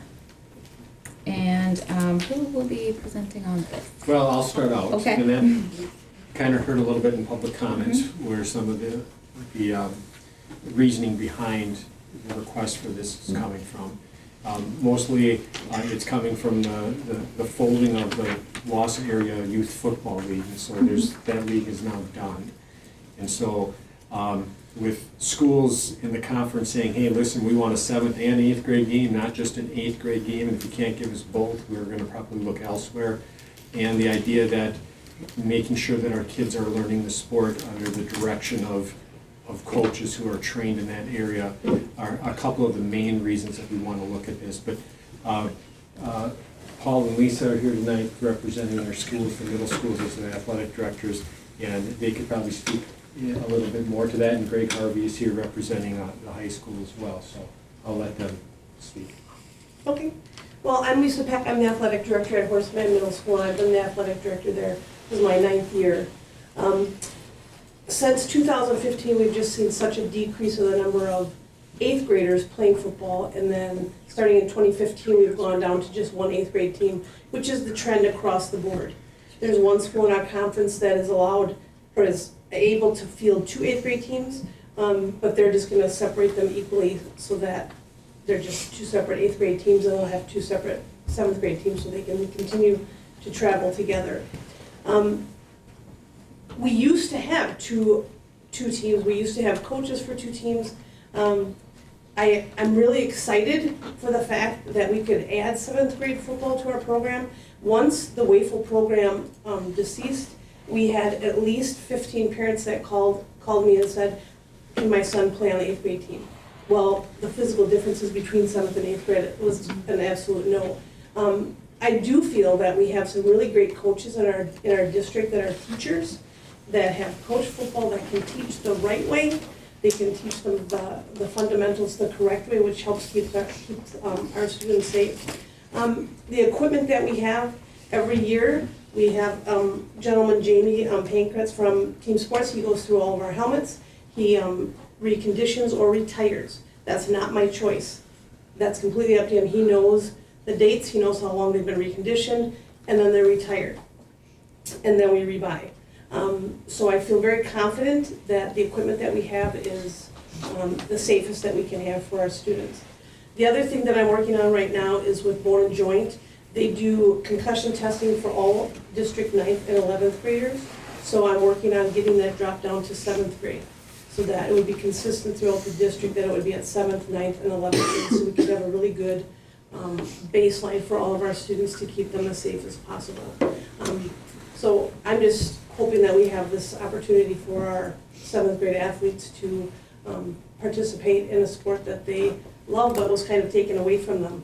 I also think if we don't get it, we're going to struggle to have a schedule. And if we don't have an 8th grade schedule, that's going to really impact our high school numbers, because if kids aren't playing in the middle school at all, what happens to them when they get to high school? Right. Lisa, could you unpack a couple of the statements for me? Absolutely. What does concussion testing mean? Bone and joint will come, and it's a computerized test, and it's basically, and you can probably speak to it more because you actually do it. Yeah. I mean, it's required every 2 years. Typically 9th graders and 11th graders go through the baseline testing. Before their season starts, our trainer at our school and our trainer at Wausau West will take them to a computer lab. It's a computer-generated test. Evaluates your current baseline data as far as how your brain's functioning right now. Okay, and then if in the event of a head injury during the course of any particular competition, practice, day-to-day living, we then compare that with, they test again to compare the two and find out exactly what's the severity of the concern, at least initially, and address the protocol for return to play and things like that through the baseline, through that baseline information. Okay, but they have to take it in 9th and 11th grade. Okay, and extend that down to 7th. And the second testing has to be in what relationship to the event that could have caused a concussion? Within an hour, within a day? How does that happen? When you decide to do a second test. I couldn't speak directly to it. Okay, so you could have a kid that might have had multiple concussions, just wasn't tested at the right times. That's possible. I mean, it's... Okay, the test keeps happening though, so after the concussion, right. Yeah. You would continue to have this test to get until you get back to your baseline. Right, yeah. But you might not know the kid had a head injury. It might not have happened in the district. Correct. His baseline might be... No, but you know what his baseline was before the most recent concussion. Right, but if it's a year later, then he's been playing, risking further injury. But you're talking about an injury off school grounds? Yeah, because every concussion, right, raises your risks. Sure. So correct me if I'm wrong, Greg, but if there's a suspected head injury, they're held out of practice or activity until they... There's a state-mandated protocol for return to play. Yeah. So there's that. Who has had a concussion can return to play? If they meet the criteria of that test. Criteria. Yeah. And that has to be through a physician. The guarantee... I will tell you, I mean, like, my son's had 3 in soccer, one of the most dangerous sports ever. Not a good And so he had an injury, right? Was held out, was evaluated by the trainer, was held out, had to do the concussion protocol, couldn't return to practice or competition or Phi Ed until he got back into the acceptable range. And that happened each time. So if something had happened off school grounds, I have had, I don't know if it's ever happened here, but we have had kids who were injured at home, or we've noticed like strange behaviors, and we talk to the parents, and they say, well, did anything strange happen? Well, he fell, whatever.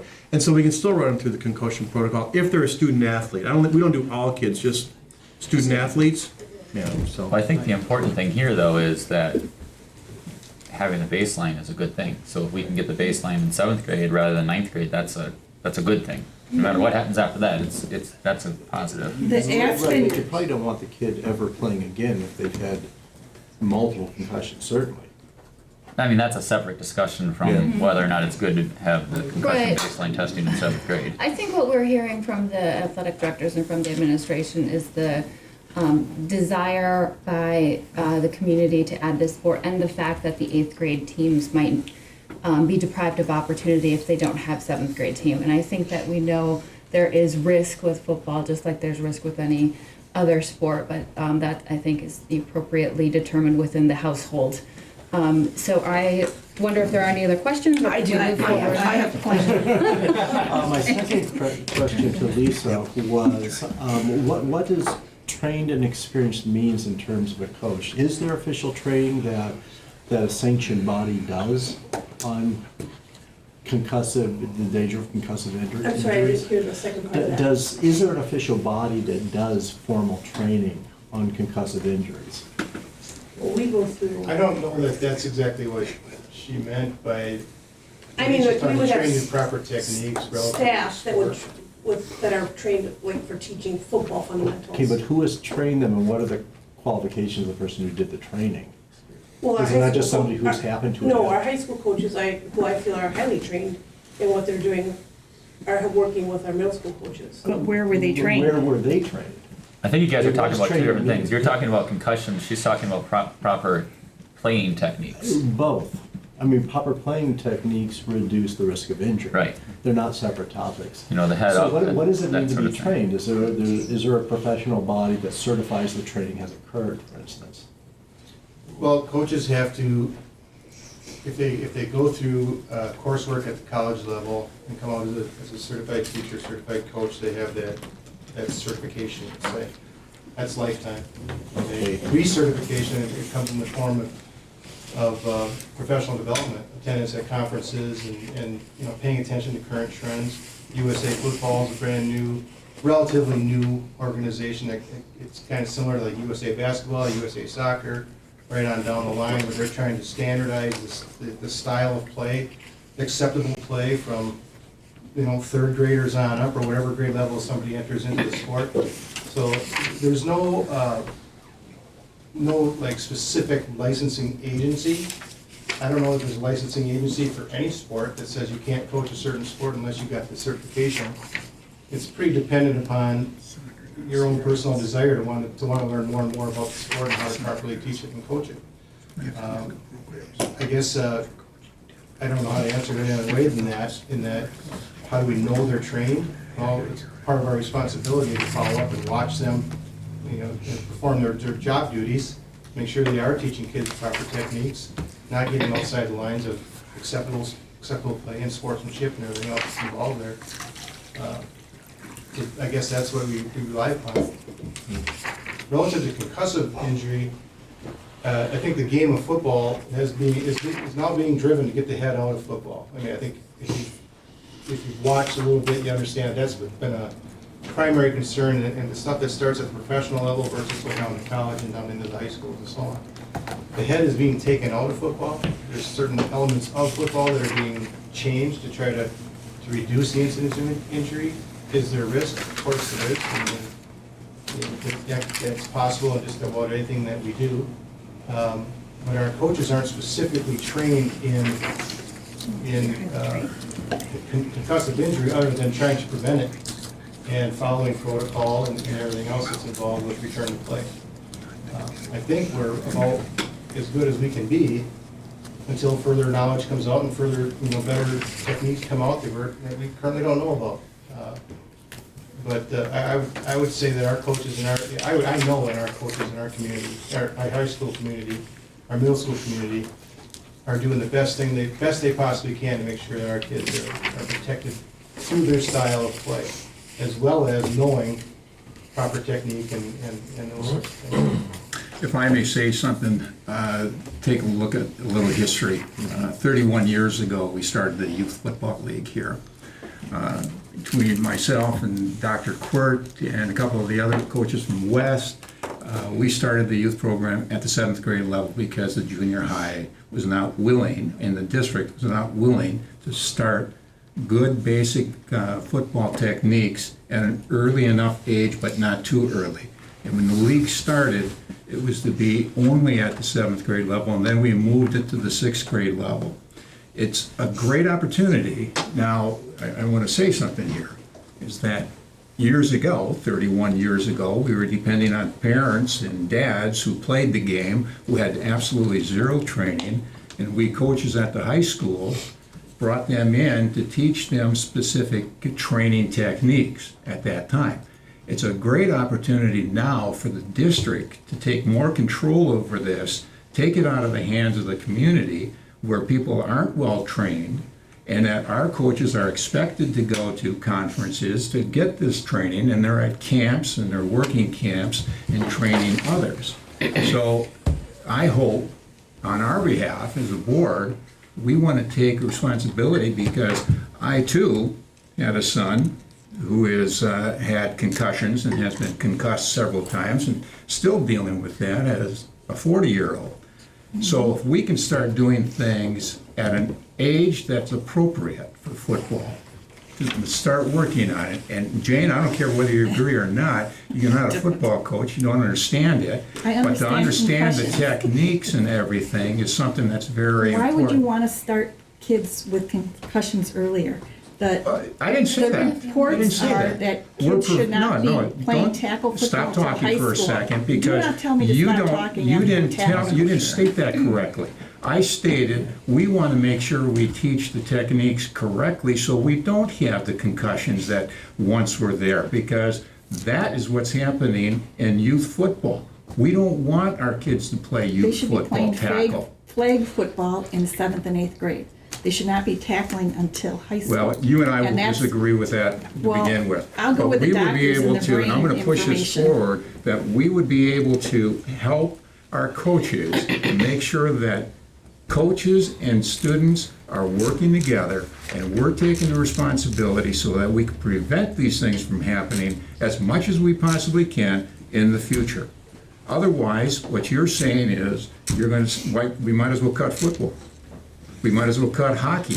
There's no reason to have happen. For the tackle 31 football years ago in when 7th you and 8th grade. started youth football here, there were a group of us that would get out and we would play tackle football without a helmet, out in the middle of the street, and do all kinds of crazy things. Because we're boys and we like to play hard. So let's call it. So we're going to ignore. I still have a question. We're going to please. ignore all the research.